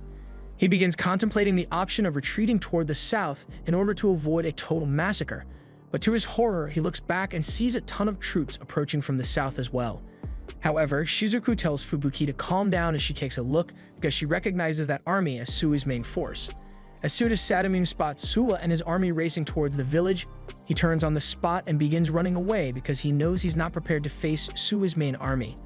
As he is fleeing, he notices the room with blood splatter all over the walls, and he's wondering what poor soul got himself killed in that house. As Sadamune is retreating, Suwa orders his men to chase him up to the border and then finish off any remaining bandits in the area. The only reason Suwa's army was able to make it in time was because Jemba was able to run and inform him of the trouble as fast as he could, although there were a few bouncy distractions along the way. Once Suwa finds Tokiyuki, he runs toward him and hugs him because he is glad that Tokiyuki is safe. At the same time, Shokin miraculously regains consciousness as Sadamune found and rescued him while he was retreating. Sadamune says Shokin is incredibly lucky because if he had arrived even a few minutes later, he wouldn't have been able to treat Shokin's wound in time and stop the bleeding. Shokin asks why Sadamune came here because he never requested for backup, so Sadamune explains that his men reported that Shokin was wasting a lot of time for something that was meant to be a massacre, and he knew Suwa would notice it soon enough and retaliate. Also, Sadamune is really angry that Shokin went and killed all the villagers because that was never part of the plan, and Shokin is willing to accept any punishment that Sadamune sees fit. But surprisingly, Sadamune doesn't intend to punish him. He praises Shokin for his military insight and says he will grant him a small territory, so Shokin should heal and sharpen his abilities in preparation for the next battle with Suwa. From this day forward, he wants Shokin to give up his bandit ways and serve him only as a soldier, and Shokin believes Sadamune's request must be a gift from Buddha because it means he finally has a place to belong. Once everything is settled down, Tokiyuki introduces Suwa to Fubuki, and tells him that Fubuki is the main reason that they were able to survive the attack on the village. He would like Suwa to reward him appropriately. Suwa pulls Tokiyuki and Fubuki in and says he will definitely reward Fubuki for his efforts, but there's one more thing Tokiyuki wants to mention. He would like to add Fubuki as one of his retainers, and Suwa likes the sound of that idea, but Fubuki is hesitant because he still thinks Tokiyuki is just a randomly skilled commoner. He certainly wants to be Tokiyuki's friend, but he is only interested in serving a lord who has the capacity to lead a nation. However, Suwa points out that Tokiyuki fits Fubuki's description perfectly, and Tokiyuki reveals that he is a survivor of the Hojo clan, and he doesn't intend to reclaim his nation in the near future. Fubuki is so shocked that he spits up the food he was eating, and Tokiyuki apologizes for keeping his identity secret, but he wanted to check to make sure Suwa was okay with it before revealing himself. Fubuki knew there was a mystery surrounding Tokiyuki, but this secret is massive. With Tokiyuki's skills combined with his status as a Hojo child, it is a very formidable combination, and Fubuki is interested in being a part of Tokiyuki's plan. He gets down on his knees and warns Tokiyuki that the price for Fubuki's food will be expensive, but if he is okay with that, then Fubuki would love to become his retainer. Tokiyuki is happy to have Fubuki join his side, and Fubuki vows to bring out every last drop of potential that Tokiyuki possesses. A funeral is held for all the men who lost their lives protecting this village, and Tokiyuki feels partially responsible for their deaths because he was the one who decided to fight. Just then, Suwa calls him over because he wants to have a conversation with him. Once they are alone, the first thing Suwa does is apologize to Tokiyuki for allowing this situation to get so out of hand. As Fubuki mentioned earlier, this village is an important outpost for the Suwa village, and he had failed to realize that before, but from now on he will place guards here to keep it safe. Additionally, all the orphans from the village will be taken into the Suwa shrine, and seeing as they are really grateful to Tokiyuki, and their lives will be much better there, Suwa doesn't think there will be any objections to the idea. Tokiyuki is glad to hear this, but Suwa still has one more thing he wants to say, so he confesses that right now he can't predict the future like he usually does.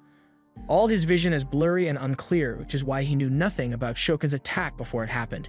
He asks Tokiyuki to keep it a secret though, since his powers only work if people have faith in God, so he can't allow uncertainty to brew amongst the people who rely on him for their safety. On another note, Suwa would like Tokiyuki's help so he can restore his powers, and the first thing he asks for is some eel. Tokiyuki goes over to Ayako and Kojiro to ask them to catch some eels for him, but he can't explain why he wants them since he has to keep Suwa's condition a secret. He brings the eels to Suwa and asks if he's sure this is going to restore his powers, but in all honesty, Suwa has no idea. Whenever he loses his powers, he just starts trying random stuff until his powers come back, and eels were the first thing that come to mind. After Suwa is done eating the eel, his powers still hadn't returned, so Suwa sends Tokiyuki on several more errands, which include getting a shrine maiden's uniform for some reason. He was getting disapproving glares, so he tried to justify it by saying he's just been interested in fashion lately, but no one's buying that excuse. It also doesn't help that all of his retainers followed him and saw him building a shrine maiden doll in the middle of the woods, so they've all come to the conclusion that Tokiyuki is up to some degenerate shit out here. Upon realizing what his retainers think of him now, Tokiyuki slowly dies inside and then immediately marches back to Suwa and tells him that he needs to go explain things to everyone because he refuses to be labeled a degenerate because of all the stuff Suwa is asking him to do. He doesn't care if people find out about Suwa's secret anymore, but Suwa pleads with Tokiyuki to bear with him a little longer because there's one more thing he wants to try. He explains that 4 kilometers from here, there's a place called Mount Moria where their sacred beasts of the Suwa territory reside. He is sure his powers will return instantly if he drinks some of the water from that place, but if it was that simple all along. He asks why Suwa was having him do all those random things, and the simple answer is that Suwa was just messing with him. Tokiyuki eventually does go to Mount Moria to fetch the water for Suwa, but he's getting fed up with all the things Suwa has put him through. In the first place, he can't say for certain that Suwa's holy powers even exist because all the things he has done up till now could have just been really lucky coincidences. However, as he says this, he hears a bell sound nearby and starts seeing a bunch of glimmering lights. He follows the light until he is led to a nearby lake where he sees Shizuku dancing. And once she finally notices him, she smiles and asks what brings him all the way out here. Tokiyuki explains that he came here to fetch some water, but right now, he's a lot more curious about what Shizuku is doing here. Shizuku explains that she is praying for the protection of the Suwa clan with them, but Tokiyuki doesn't know who she's referring to when she says them. Shizuku understands his confusion, so she casually walks across the water and says she has something she wants to show him. So she needs him to crouch down and close his eyes for a bit. As Tokiyuki does so, Shizuku gives him a little kiss, and once he opens his eyes, he can see all sorts of divine beasts here. Shizuku explains that the divine beasts all live in the Suwa territory, although they usually don't interfere, but if Shizuku prays with them, they'll protect everyone. Tokiyuki can't believe what he just witnessed, as he never truly thought spirits were real, but he has just received undeniable proof of their existence, and additionally, he realizes that he doesn't know much about Shizuku. While Tokiyuki was having his spiritual enlightenment, Takagi is busy creating a drawing of Buddha in his dimly lit room. He is greatly pleased with how it turned out, but right now, he has more pressing matters to attend to, like meeting with his brother to discuss the future of their nation. Takagi runs out to meet Tadayoshi, who had just arrived from the imperial court, and he wastes no time in telling him what he's thinking. He says Tadayoshi should head towards Kamakura and strengthen their defenses there since he has a feeling that a Hodo survivor is going to stage a revolt there soon. He has no evidence of this though, so Tadayoshi asks if this information is a result of Takagi's intuition, and if it is, that's good enough for him since Takagi's intuition is almost never wrong. Ever since they were little, Takagi has had a supernatural sense for things and can accurately guess what's going to happen most of the time, but even so, he tells Tadayoshi that his brain is just as valuable as any intuition. Just then, Takagi remembers his painting, so he calls Tadayoshi over so he can show it to him, but Tadayoshi becomes nervous as soon as Takagi mentions this. He loves his brother, and normally there wouldn't be anything wrong with wanting to show someone a painting of Buddha, but one look sends shivers down Tadayoshi's spine. You can also sense that something incredibly sinister is brewing within him, so he asks Takagi if he can have that painting. Takagi is more than happy to gift it to his brother, and as Takagi leaves, Tadayoshi orders one of the servants to burn everything inside the room because he can't let anyone find out that he was the one who did this. At the same time, Tokiyuki has just returned from the mountain with the water, and he has a lot of questions for Suwa about what he saw and what Shizuku truly is. Suwa says Shizuku will tell him about herself sooner or later, but the divine beasts he saw are manifestations of holy power. Holy power only exists in places where human eyes don't reach. For example, in a modern world, there would be no way for Tokiyuki to remain hidden as a fugitive because there would be eyes everywhere, and similarly, in a world where people are able to observe things more closely, holy power will cease to exist. Right now, Suwa is able to create ice structures with the way to a hand, but eventually people will surely find a way to explain it as a natural phenomenon. And when that happens, a god like him will no longer be needed. However, that's a reality he will have to deal with on his own. Tokiyuki is still human, so he has to make the most of the time he has with the skills he has been given.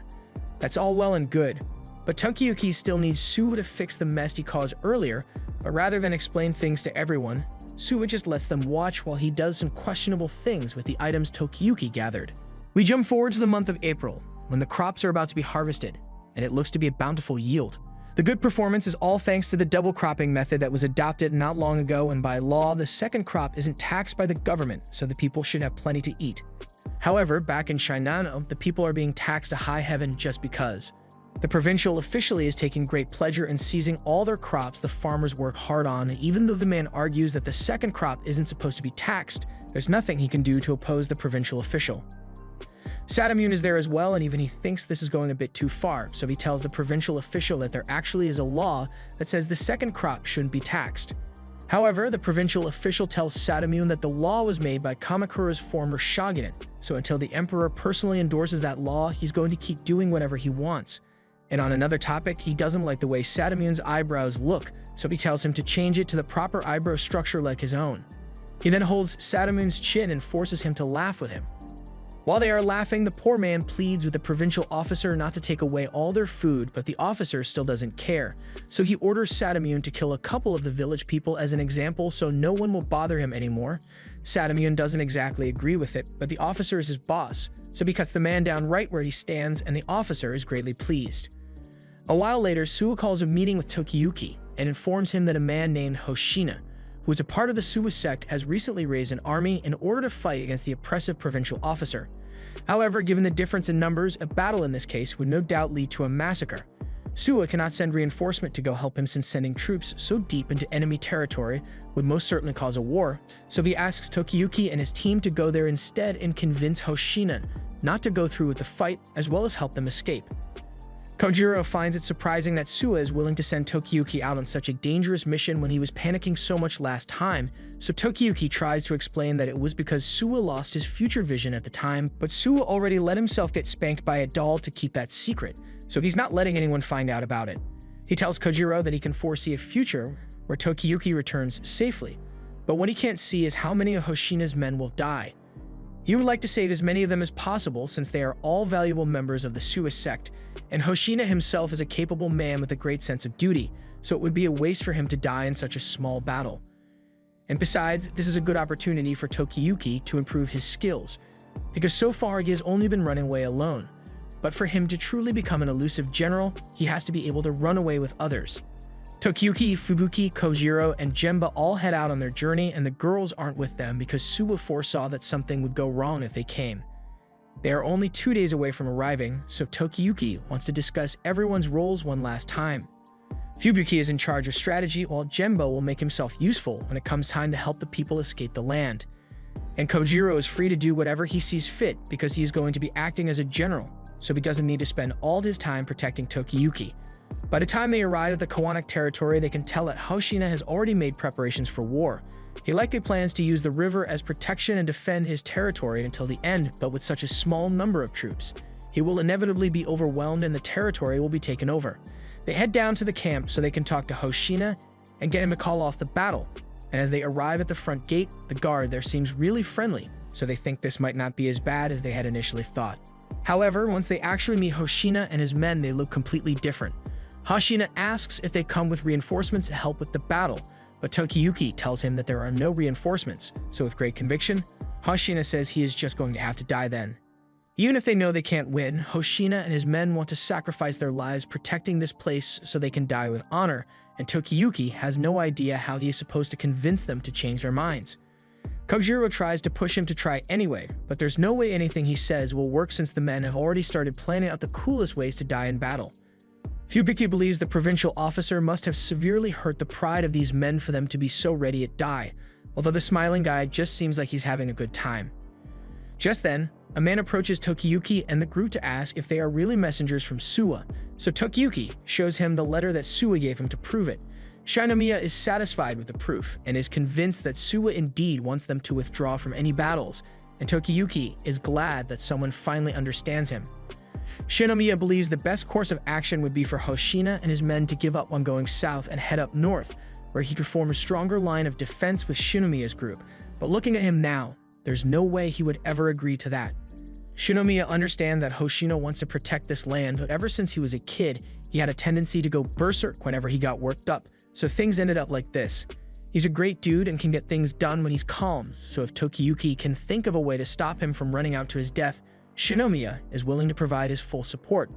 But just then, Hoshina runs up to Tokiyuki and tells him to inform Suwa that he died an honorable death in battle fighting under the name of the Suwa sect. Tokiyuki asks if the others have any advice to give on convincing Hoshina, but the only option they really have is to let them fight and spill some blood until they are satisfied.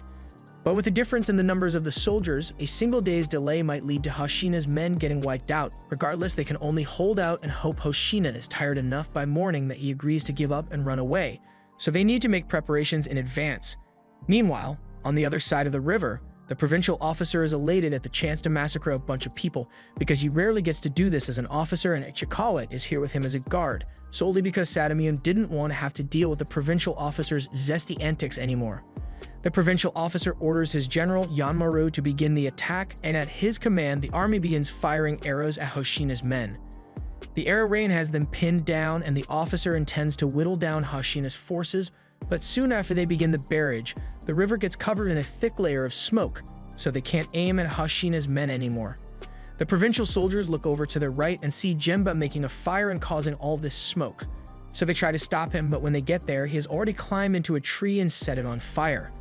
The officer is getting annoyed with all the delays in the attack, so he tells his men to just cross the river and attack if they can't aim anymore. The men do as they are told, but this was all according to Fubuki's plan as he signals for some soldiers to release the water in the dam, and as they do so, the water in the river becomes far more turbulent and drowns several of the provincial soldiers. The ones that do manage to make it across the river are exhausted, so Hoshina orders his men to begin attacking. With this method, Fubuki thinks they can hold out for today, but even as things are, the provincial army's numbers are still far too great, so he wonders if they can actually last till sundown. The soldiers were on the brink of getting overwhelmed, but at the last second, Kojiro swooped in and began taking out a bunch of the provincial soldiers in order to thin out their numbers. Tokiyuki is proud of how hard Kojiro is fighting, and he thinks Hoshina might reconsider his stance once he sees Kojiro put in so much work. But on the contrary, Kojiro's valor is only adding to Hoshina's crazy death wish. Tokiyuki is getting fed up with Hoshina's dumbass behavior, so he goes up to him and tells him that Kojiro isn't risking his life just so Hoshina can let himself die. Tokiyuki personally doesn't care how Hoshina ends up dying, but he wants him to end this battle.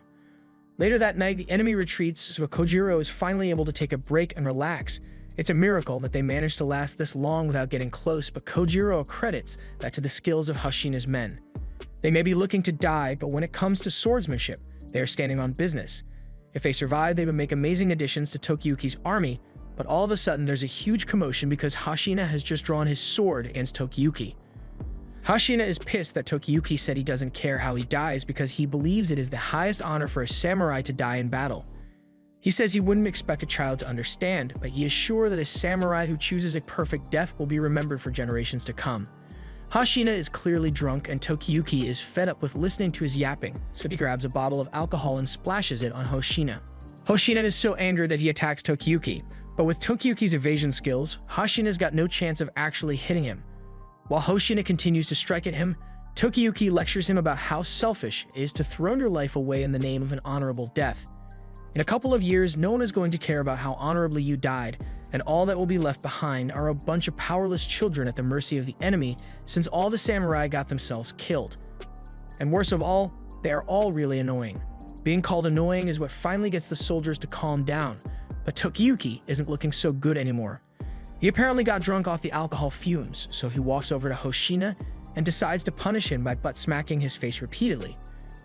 Hoshina pleads with him to stop, and that's when Shinomiya comes up and tells Hoshina that Tokiyuki was sent here to stop the battle, so he wants to know if Hoshina is finally ready to reconsider.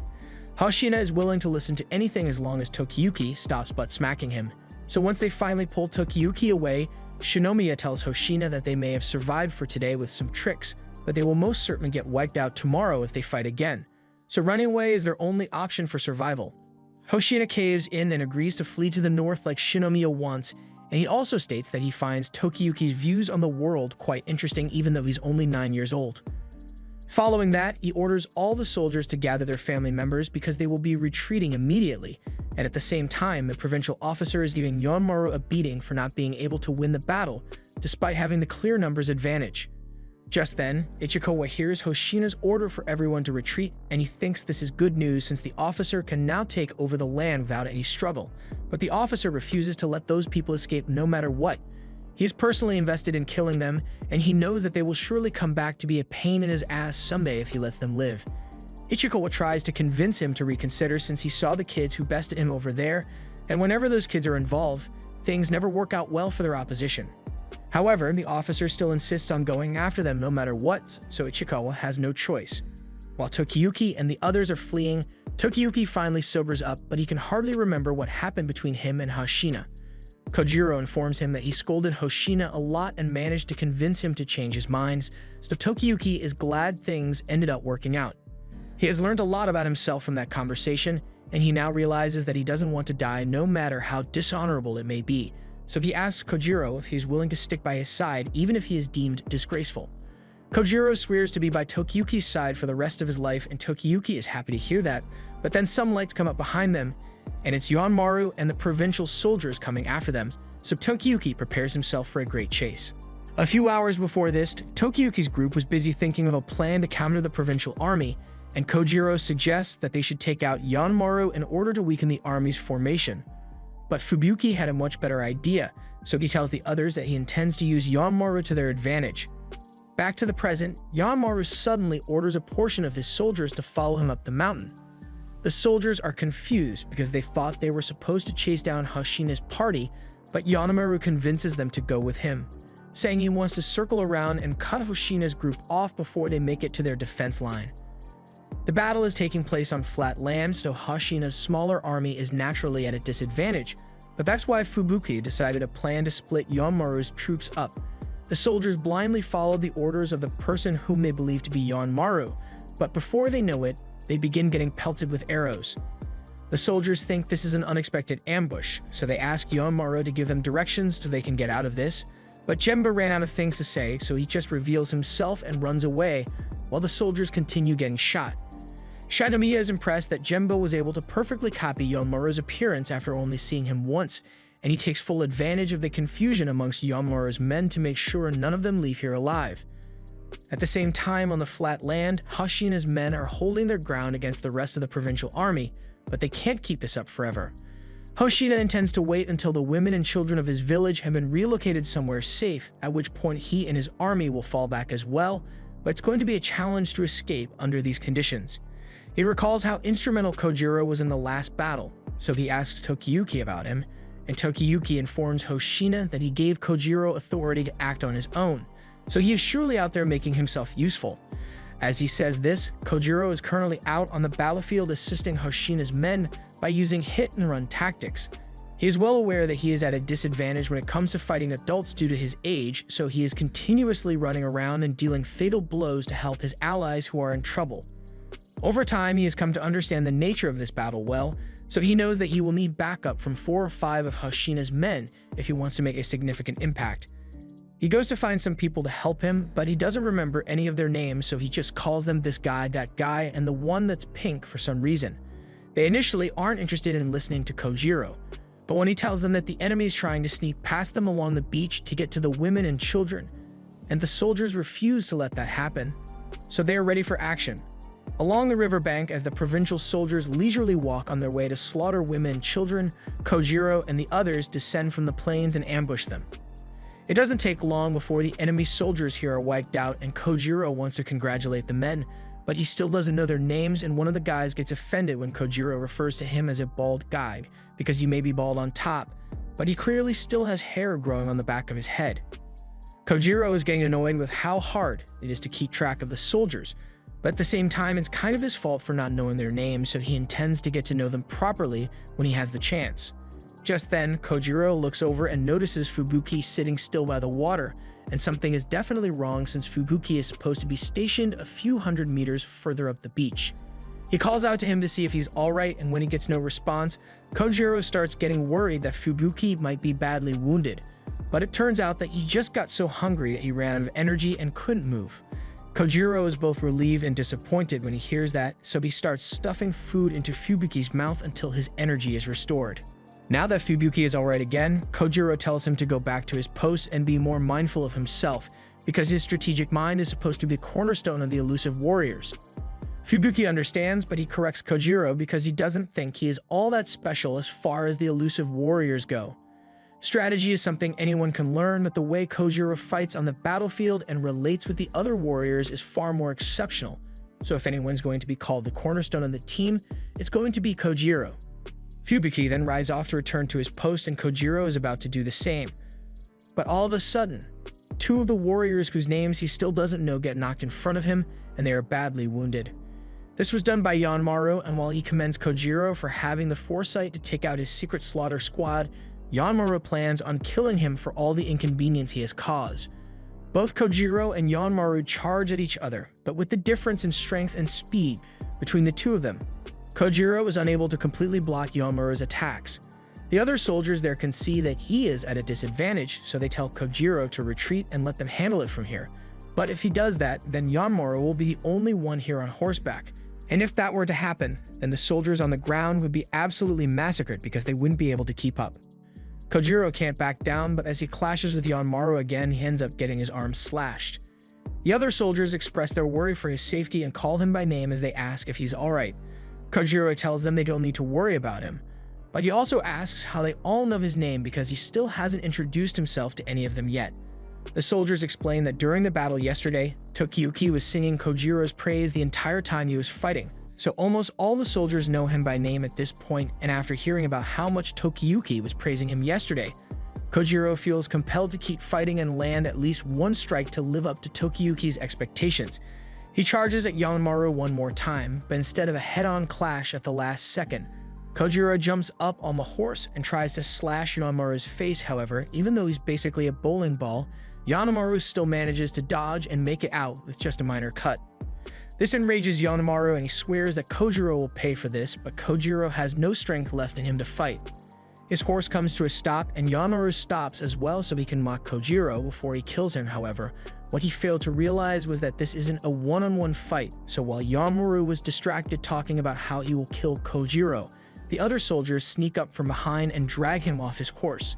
They then call out to Kojiro so he can deliver the killing blow, and with the last bit of strength he has, Kojiro charges forward and slashes Yanmaru's head clean off his body. Meanwhile, the provincial officer is busy complaining that his army isn't making any progress.